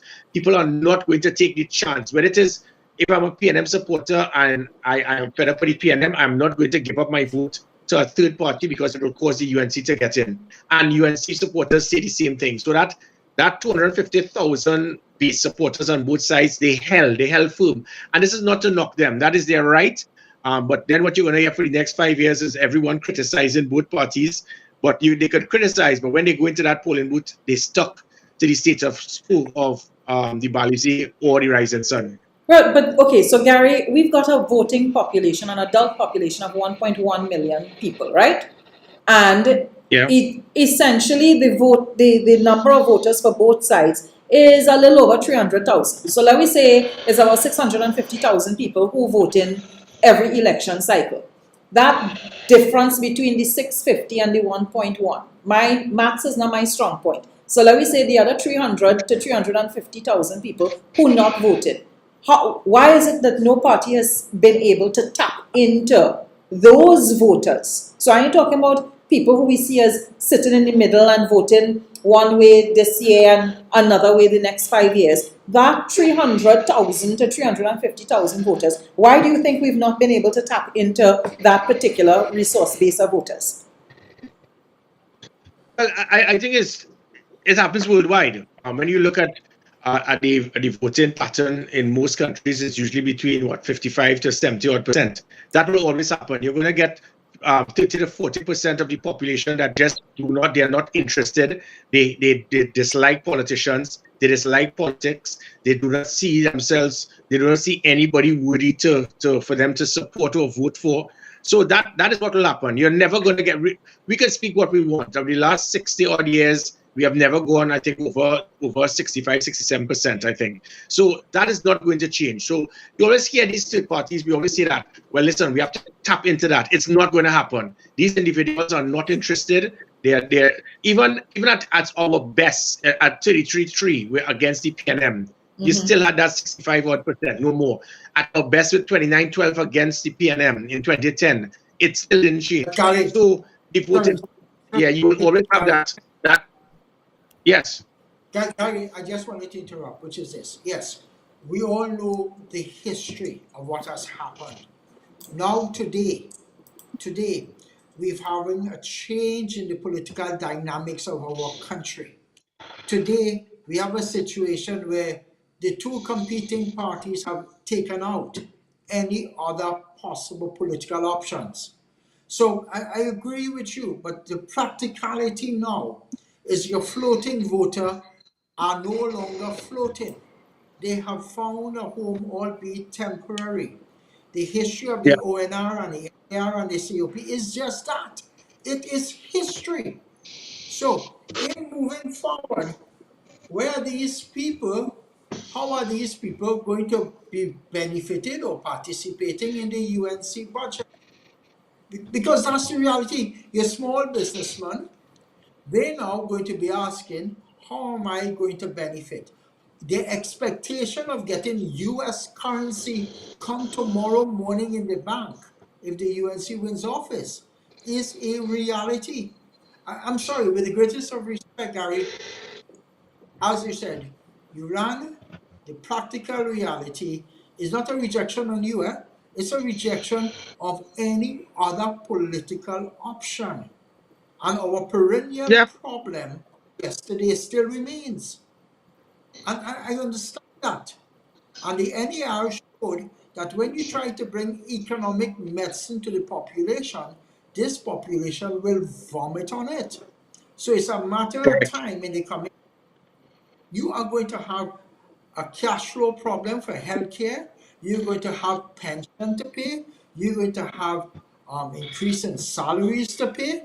And the funny thing is, the Afro-Trinidadian or the black community or the people who feel alienated by the UNC will not sit and have patience. There is going to be a level of social instability caused about by broken expectations. And that's the crisis we are now about to unleash. We're not careful.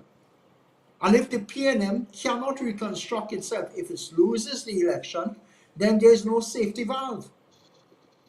So the same persons, Gary, that you were trying to bring a better quality of life when you're commissioner of police, they are the ones who are going to say, well, yes, it's our time now, and we don't know how that is going to be curbed. And I'm not being devil's advocate here. I'm saying this, wake up, be pragmatic, understand what we are facing, because you have high expectations with little money. No, Dereck, and I might have to jump off just a second. Dereck, I hear with you 100%. I think if we have to assume, based on what we hear, that the UNC have won, I think we have some challenges. Whoever had won, whether it's the PNM or the UNC, we have some economic challenges facing this country. If everyone had made a decision that because of political reasons you do not want to devalue the dollar, the reality is we do not have enough foreign exchange at the existing rate for everyone to get as they want and still be able to maintain an adequate level of reserves. All right? So there's going to be some bit of allocation in the short term that needs to happen. That's a reality. All right? We have to diversify the economy, and we need to have all. This is a time that all hands must be on deck for Trinidad and Tobago. And if I was the UNC needs to try to broaden its base, bring the best of Trinidad and Tobago for the next 5 years to try to manage this situation. That is looking at utopia, whether that is possible or not, because the bread and butter challenges that we face for whoever win the election, whether it is PNM or UNC, it is severe and grave going forward. I'm not sure that we have the type of income to manage to continue to maintain our present levels of expenditure. In addition to that, you have a number of social programs, right, and some interventions into dealing with the issues that are causing the crime. And I mean, I have worked in some of these schools in the East-West corridor, and I think we have to spend some money in those areas. Now, whether the UNC will step up and manage in that area, according to Devant, that will not happen, right? And I mean, I could only hope. I don't know, right? I know Jerlene John is a hard worker, and she has been speaking and working very hard and so forth. And I will hope that they will have enough sense to manage in a manner that will allow for them to be able to build on this victory. Robert, if they don't, I agree with Dereck. You are going to have some serious challenges, and with the PNM not being there as an outlet, right? And if what I'm hearing with some of the results, some of the frontline PNM leaders have also seemed like if they're not going to be in cabinet, not cabinet, in the parliament, you are going to have some challenges going forward. So, Robert, as you made the point there about crime, Gary, NTA campaigned heavily on crime. You have functioned in the past as a Minister of National Security. You have functioned in the past as a Commissioner of Police. What do you see as the possible policies that can be put in place, whether it is UNC, whether it is PNM, with respect to crime? Well, that is the shocking thing. I mean, all I could have done was offer to the country that option, and it was rejected. And they look now. I from what I'm picking up, it seems that it's going to shift to the UNC. But when you look at the batting lineup of the UNC, who is there that has the capability to be able to transform national security? I'm not seeing any. There's no one. Mr. Alexander is a very good person, but he was middle management, policy making, and it's not. You need much more than common sense and a level head to, as the late Patrick Manning said, to deal with transforming security in our country. I am to be concerned about it. I remember several of the things that Kamala Persad-Bicester, as the possible next Prime Minister, spoke about were things that I drafted for her, but she was not able to implement it because I was her security advisor at the time, and I only came in late as security minister. That's things that she kept speaking about, firearms, issue to persons, having the maritime wall, the Ministry of Justice, the Ministry of Home Affairs, the Ministry of Defense, Community Comfort Patrol. So there is a concern. How is it people will say, well, we can't do worse based on what we have seen over the last 10 years by the PNM. So, but there, I am hopeful. We got to do better. We got to do better than we did over the last 10 years. But there is obviously going to be a concern. There is going to be a concern. Do they have the capability and the political will to do what is required to clean up Trinidad and Tobago from a national security perspective? And Rhoda, in addition to what it is that he's talking from a national security perspective, I believe that there's some work that needs to be done at the community levels. As I told you, I went to some of these secondary schools during the last month or 2 months. Yeah. All right? You have a situation that you'll be appalled. 70% of the kids in those schools, when they leave home, they do not see a parent until 8 o'clock at night. 8 o'clock at night. I wouldn't be appalled. I used to work in the secondary school system at Arima North Secondary, to be specific, and I'm aware that there are students who would be leaving their homes at 6 o'clock in the morning, and they're the ones that would be responsible for preparing children for school, and they're not getting home until 6, 7, 8 o'clock in the night. And again, when they get home in the night, is them who looking after the children. And then when these kids go home in these communities, so I remember putting forward a program once, and I said, listen to me, let's set up some dormitories. Let's set up some programs where these kids, when they leave school, right, they could go to a particular place. And this is not a jail, this is a dormitory. That if, for example, you working shift, or you working Kentucky Fried Chicken and reaching home 10 o'clock, you might want your child to be able to stay in the dormitory in the school and then be able to at least be able to be taken care of, got some meals, do some homework, and all of those. But what we have to do is to go in and have some social interventions in some of those areas that will allow for the prevalence and the attractiveness of crime to be reduced. So what Gary is saying, you have to deal with this from two sides. You have to deal with all of the issues, all the things that Gary spoke about. I could put tick, tick, tick, tick, tick, and I agree, right? We're coming down the line. But we have to also look at the factory where those criminals are coming from. And how do you stop that factory? And how do you make that not as attractive? Right? And that requires a certain type of intervention. And if we don't, because you cannot continue just killing everybody that's coming out of the factory. That is not going to work. But that requires money, that requires leadership, that requires management. All right. That requires, as I said before, we need in Trinidad and Tobago now a time where all hands are on deck to want to assist as much as possible. So Gary, I ask you, if Kamala comes and asks you now to come and help us, would you go? I'm a realist. That will never happen. I was fired as so it's not a possibility. I was fired as I stood against my own government with life support. They were never pleased about it. I was fired as the Minister of National Security because I stood up to say I will speak the truth. I was she abstained with me to be Commissioner of Police. Anna Ramlogan and Jayanti were the two attorneys who took the state to court to have me removed to act as Commissioner of Police. It wasn't Keith Rowley that removed me. It was Jayanti and Anand who took the state to court.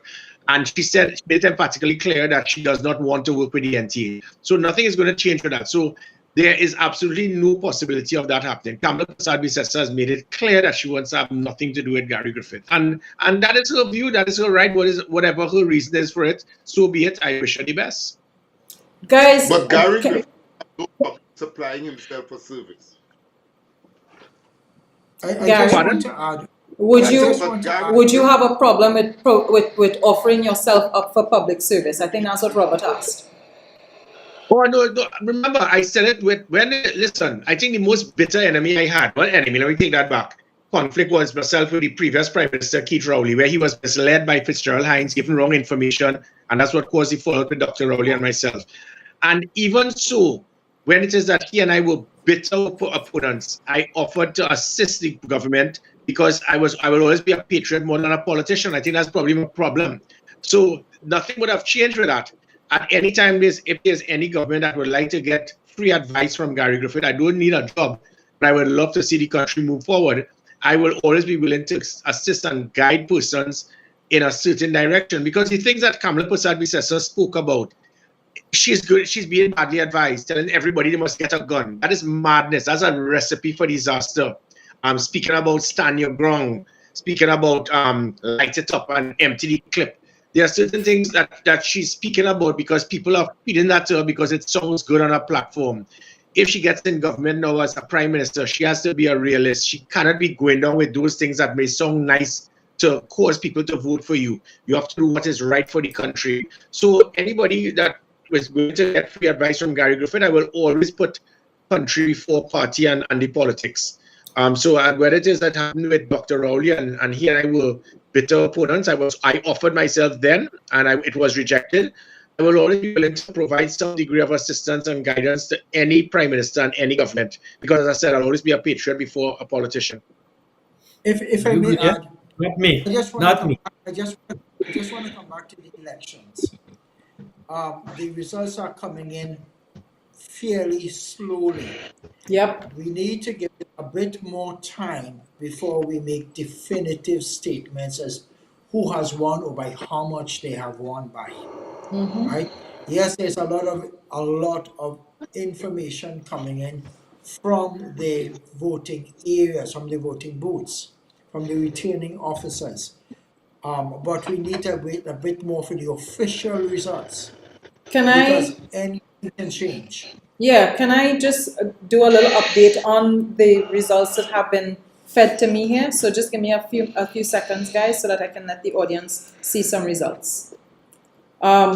So in San Fernando, just now, I might need to move all here, or do I bring this? Can I bring this to the front? So let me hang on. No, you don't have to hang up. You don't have to hang up. All right, no, but I'll come back in when I could. Yeah, go ahead. Okay, all right, no problem. But I'll come back in as soon as I No problem, Robert. Okay, bye. All right, Gary. All right, Devant. Nice. And Dereck, nice talking to you. Bye. Until you become political leader. See you Right. soon. I just need to shift you all around a little bit so I could show the public some of the data. So Faris has 500 and Dereck, I'm moving you a little bit and then I'm gonna put you back, right? Faris has 565. This is as of 9:05 p.m. Faris had 565 votes in San Fernando West. Michael Dowlat had 1,102 votes. In Naparima, Narendra Rupnarayan had 1,588 votes and Sarah Nangu had 181 votes. So UNC leading in a seat that it would normally lead in. This is the same. Yes, so next direction. Right, Tunapuna at 8:46 p.m. UNC was ahead with 2,244 votes, whereas PNM had 1,734 votes. Just now, some of this is. Where am I? Here. Okay, right. So, what seat is this? This is my arrow. So, right, Beatrice Bridgel, 1,457 votes. She was Nicholas Morris, Devant's former protege, is leading Beatrice Bridgel in that seat. Chaguanas, no, not Chaguanas, this is Cuba North. Brent Maharaj, 1,086 votes, but Jolene John is predictably leading, and Mickela has 609 votes. La Hoqueta Talparo, PNM, 4,753 votes. Phillip Watts of the UNC, 6,796 votes. And this is of the 29,058 people that registered to vote in that constituency. Then Tunapuna, again, Roger Alexander. This is at 9:48 p.m. Roger Alexander with 6,105 votes and Esmond Ford with 5,189 votes. Then St. Joseph, Dayal Singh, 2,832 votes. Devesh Maharaj, 1,825 votes. And then the other votes there, 114 votes, 98 votes, 10 votes. Toko, Sani Grande, Roger Monroe, 903 votes. So Wayne Sturge is in the lead currently with 1,046 votes. Then you've got Elizabeth Wharton and Christine Nualo co-signed with 30 and 24 votes respectively. And so that's the update that I've got there right now with respect to votes that would have come in thus far. So let me just rearrange all you back to normal and go back to my regular screen. Good. Let me put Gary back in his position as well. No, just now, Dereck. Dereck, you see, you're muted. So let me unmute you. Right, you're unmuted now. Go ahead, Dereck. Right. So, if I may add, the electorate is about between 23 to 25,000 in each constituency. You have places where it's 1,000 vote difference. For example, 1,000 to 1,200 vote difference in Tonopuna or in Toko. And the guys basically end up with about 8 to 9,000. So it's still very early days. It would be interesting if we found the polling division number. Then we could work out if that particular polling division voted a particular way historically, or whether there has been a shift. So I do understand the excitement, and I do understand basically the emotions that run. But we need to give it a bit more time to see. You will see the UNC claiming victory from the internal figures that they may have. But remember, the official figures we still need. I'm just cautioning, because I don't want any of us to call the elections and then to have egg in our face because the EBC basically released a different set of figures. We have seen that, and that's the approach of Trump. That's also a Trumpist approach to how you deal with results by calling an election before it is formally put forward. I'm not saying it's not correct in terms of the numbers, but the procedure, as we all were talking about, should be followed just to avoid the population going into high speculation. I agree. Whew. Oh my goodness. We've not had the opportunity to really talk about economic policy. And Gary, while I still have you here, because you're probably gonna have to run off at some point in time if another media house comes to get you. I ain't doubting that. So while I still have you, as political leader, you had Robert and Dereck and Devant talking about, what we have to face with respect to the economic future. What were your plans? I mean, Kamala had she had manifestos, and the other day I saw something about wanting to tax people for looking at porn, but how exactly I have no idea if she saw that as a viable stream of revenue, right? So maybe she saw it as a viable stream of revenue. But what was your party's thinking about how you were going to be boosting the economy? And what we did, if you go on ChatGPT, they actually took the 4 manifestos between the UNC, PNM, NT, and Patriotic Front, and we by far we were second to none, and there's a reason for that. The manifestos we have seen for the last 6 decades have always been empty promises and lies. Lots of fancy things where you're going to build skyscrapers to the moon and everybody will have wings to fly. And people buy into that because that's what the manifesto is. It's a shopping list to lure you to say, wow, this is what we'll get. Have you realized the manifestos never have how you intend to get the revenue to offset the expenditure? So how could you expect to run a government and you're saying we're going to do all of these things? So like in Kamala Prasad, we said, so she had 50 different measures to improve health. Each one was going to cost about $100 million. That's $5 billion. But she's not saying how she's going to get that from Burns Unit in Point Lisas to having places for open heart surgery in every single medical center and all of that. But you're not saying how you're getting the $5 billion. That is the problem. Likewise, you don't do cost benefit analysis. You don't do preventative maintenance. How it is? What is the demand for the item? The training, the equipment, the technology, the staffing required. Nothing. We did not do that. What we did was actually a transformational roadmap to show that how we can improve the standard in the country economically as well by finding ways to reduce expenditure whilst not affecting productivity. And because sometimes governments feel the only way you're able to balance that budget is to lift taxes. And what we were doing, and I did it with the police service, what we were doing was, I never got a cent extra from the Ministry of Finance, yet I was able to get $100 million by finding out that by stopping overtime corruption, where 200 police officers were working 24 hours a day, 50 days a month. That $100 million allowed me to revamp the police marine unit, the gender-based violence unit, the emergency response unit, GPS tracking on every vehicle, body cameras, tasers, pepper spray, dashboard cameras, operational command center.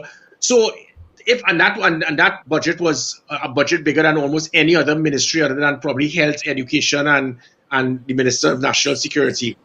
So that was our concept, to try to turn the government into a business, try to find ways to minimize expenditure through corruption, mismanagement, incompetence, and divert those funds towards it being provided for the items that are required. And that would prevent things such as property tax and lifting taxes, because now I think probably about 10 to 15% of our budget is wasted based on incompetence, bad management, and corruption.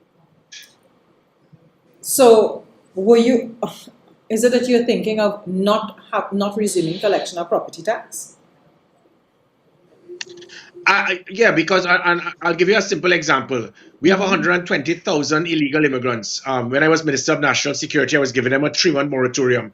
By doing that, it would have allowed probably 80% of them to be regularized. They will now have been paying taxes. Their employers would have been paying taxes. It would have reduced human trafficking. And all of that, what I speak about, what that would have done is injected over $2 billion extra into the economy. When you do something like that, you don't need property tax. And that's my point. We can find avenues to inject income without having to tax our way to balance the budget. That situation I just mentioned with 120,000 illegal immigrants, all here, none of them paying taxes. The employers are not paying NIS, workman compensation, all of that. You turn that into something and make them all regularized. You now get enough more than we would have been getting by charging property tax. But Gary, property tax is $4 billion revenue annually. At least that is what is currently calculated at, right? Anticipated, yeah. But I just gave you one simple example. The situation with 120,000 illegal immigrants, that would have injected at least $2 billion into the economy. So those are the type of things that can be done. And by doing that, you may not have to go to the avenue of property tax to try to balance the budget. My concept, in other words, is to find avenues that can actually find revenue without having to try to tax yourself into trying to balance the budget. So then how do you run municipalities? How do you run regional corporations? Where are you finding the money from to ensure that properties are managed and communities are developed in a particular way?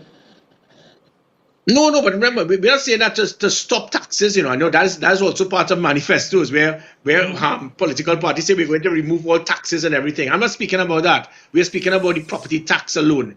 If it is that because the reason for the property tax was to assist in balancing the budget, if we can find other avenues to reduce expenditure, then you would not need the property tax. So, for example, if it's a $60 billion budget, or say 50 or 56 billion, but you need $4 billion annually now to balance it, we need property tax. Let us find something else to reduce $4 billion in overtime, in corruption, in mismanagement, so it stays at 56. We can diminish our budget, reducing the expenditure whilst not affecting productivity. But we have always seen that thing that this is the budget, and we have to find a way to find revenue. And the only way to find revenue is either to devalue the dollar, try to get an international loan somewhere, or to lift taxes. Why don't we treat our government like a business, which is what businessmen do? The police service, for example, I save tens of millions. Gary, when you treat a government like a business, because it's a valid question that people ask all the time, but when you treat a government like a business, remember most businesses are focused on profits, right? Profit making.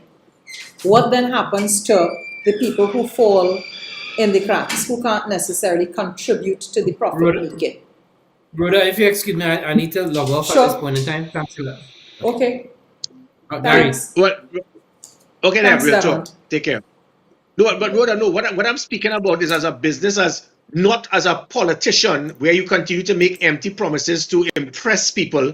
And then, for example, state boards. I don't know if you're aware, we have 100 plus state boards, and every qualification or experience in the field. Uh-huh. And that's where it is. We have a massive loss in productivity in these state boards because your only qualification required to be on the state board is the party card in your back pocket. That is an avenue for mismanagement, corruption, incompetence, and loss of profit. Why don't we have state boards along the line of making sure there's a minimum qualification? You know what I'm talking about. So many people are appointed in state boards and they don't have a clue. I remember in 2000, Rhoda, when under the UNC, the guy who was in charge of Petrotrin is because he was a close friend of a senior government minister. The man didn't know the difference between premium gas and diesel, but he was in charge of Petrotrin, and that is the point. So if it was a business from the private sector, that wouldn't happen. But we totally politicize our government, and we put square pegs in round holes, and that is an avenue. Why don't we consider putting state board? 20% of the state board should be members of the opposition. Massive corruption, incompetence, and mismanagement take place in all of these state boards. And now we hear the concern that Kamala Prasad says wants to privatize the state boards because of the failure. We don't need to privatize it. We need to put qualified persons in the state board to lift the standard and to increase productivity. What's next for the NTA, Gary? That remains to be seen by the rank and file of the NTA, the supporters, the well-wishers, the members, and the candidates. This is not a one-man show, so it is up to them to decide. Usually, how I will operate is: you had an election, your party did not succeed. Maybe it is that should someone replace me and to move the party forward, and I will leave that for the party to decide. It certainly wasn't that the country rejected Gary Griffith. Everywhere I went, every single place I went, it was a high five. If high five, hugs, and claps were to win an election, I would have won hands down. It doesn't look that way. So everybody loves Gary, but they weren't going to change their vote from the PNM and the UNC. So it remains to be seen what is required. It is very difficult to run a third party, whereas the UNC and PNM had $100 million plus budget, and that's because of contractors. You give them $100 million contract, they give you back $40 million to tell you thank you for the contract and remember me when you get in government. It makes it difficult for us to compete with those type of political parties. The PNM and UNC, they're there because they've been in government. Trying to maintain a third party, it is not easy. It is very difficult. Thankfully, we got a lot of media coverage. The media was very interested in seeing what the NTA was doing because we were making sense. So we have to look. We have to do a postmortem to ascertain where we go from here. But if I may, I hear what you say, and I hear the policy positions and everything else. But we in politics, and this is politics. This is not principle. This is politics to win an election. And my concern is there's a new administration coming in. There are many uncertainties as to what will be done. We've had a change in the way politics operate in this country. And the truth is the population have indicated we don't care. We are just angry. We wanted a change. We will vote for a change regardless of what are the options in that change. This is our reality right now. So while we're waiting for the results, what would be interesting is if we got someone from the PNM who can clarify what the state of the politics is and the results of the elections are. Because while the numbers coming in are small, formally, informally, a number of PNM candidates are beginning to feel a sense of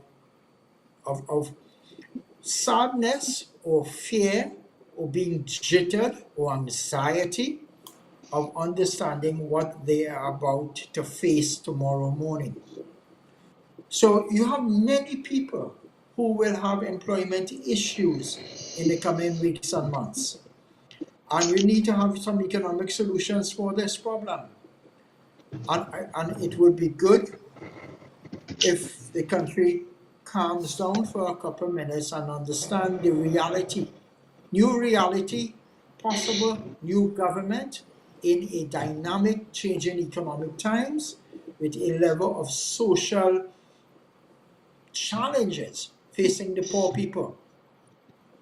And I think And I think that is where people like Devant, with all his experience outside of the country and in the country, where a number of bridges will have to be built by all if they wish to basically create a new pathway. If we're going to be arguing with each other and not willing to cooperate, and our egos take our insularity to a new level,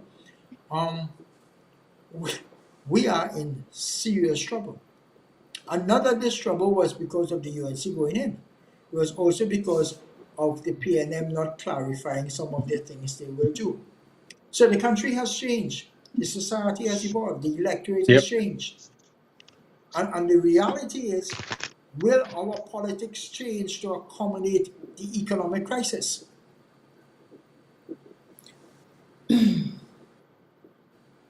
That's a good question, Dereck.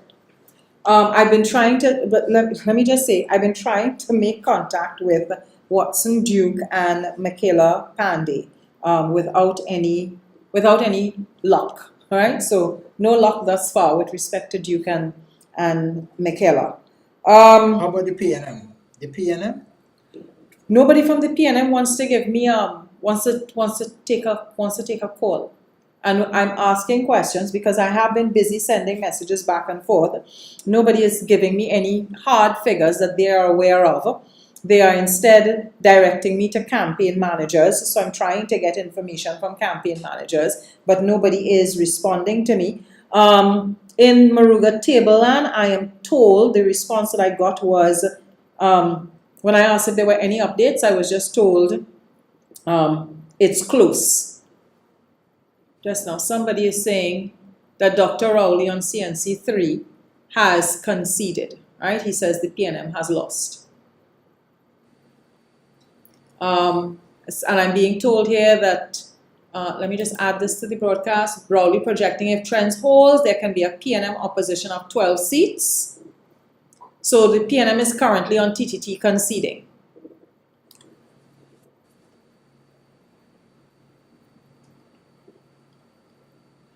We have to congratulate the new government. Yes, we do. We have to congratulate the new government led by Kamla Persad-Bissessar, the United National Congress. So the Prime Minister, the former Prime Minister and current political leader of the People's National Movement, Dr. Keith Christopher Rowley, has just conceded the elections, the general elections. So it means that the next government is a government made up of the United National Congress. Dereck, what are your thoughts? I am assuming that all the seats that were won were UNC candidates, that the coalition of interests, I believe you may have the Labour element in the coalition of interest in Deep South may have also become part of that. Mm-hmm. I think come tomorrow morning, we'll see the swearing in of a new Prime Minister and a new cabinet. Mm-hmm. And there will be no honeymoon period because the population will expect all the promises. Mm-hmm. I think governance now becomes the dominant challenge for the new government. The decision-making process and how those decision-making is done will need great accountability and transparency. And all of these are the nice words. Mm-hmm. The reality is you're going to have to find money to pay the commitments and to keep the society stable. The population will not wait 9 years to change you. Mm-hmm. And I think that's our crisis of governance now. Yeah. I think the PNM has an option. Yeah. They recognize they may be 10 years in the political wilderness and rebuild. I think the UNC has got to look at how it manages affairs in a post-Kamla Persad-Bissessar leadership role. Yeah. Because that's inevitable. Yeah. And I think the transition of the society, of the economy, of understanding what the population have told you. The population have told the PNM, we do not appreciate or we do not like or we reject how you have governed internally, and even within your party, your own supporters may be questioning why did you do what you did? As we began the conversation, why did you call the election so early as opposed to give time for the new leader to mature in the position? Agreed. And you're going to have all the bitterness, all the anger, all the vexation, but that does not resolve the problem that faces our country. Well, Dereck, there are a number of things here, right? Because I see that the results tonight, and certainly this concession, is going to lead to a serious postmortem. And that postmortem isn't just a postmortem for the Prime Minister Young. It is also going to be a postmortem of Dr. Rowley's leadership and his leadership choices. Because remember, this transition, this leadership transition happened as a result of his decisions. I hear what you say, but the truth is that is an academic exercise for the PNM, if they so choose to. But really that's irrelevant to the country moving forward. Okay. Why do you say irrelevant? Why do we believe that the PNM will regroup and rebuild in time for the next election? The issue we also have is governance. Parties, governance structures are non-existent when it comes to effective dominant leaders.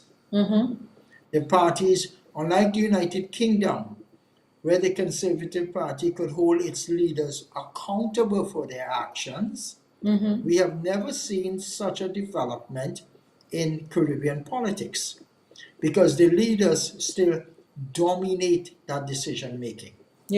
Above and beyond the party. And that includes, as we said, as we were talking about the candidate selection. Do you think that Stuart Young is going to continue on within the party's framework and structure?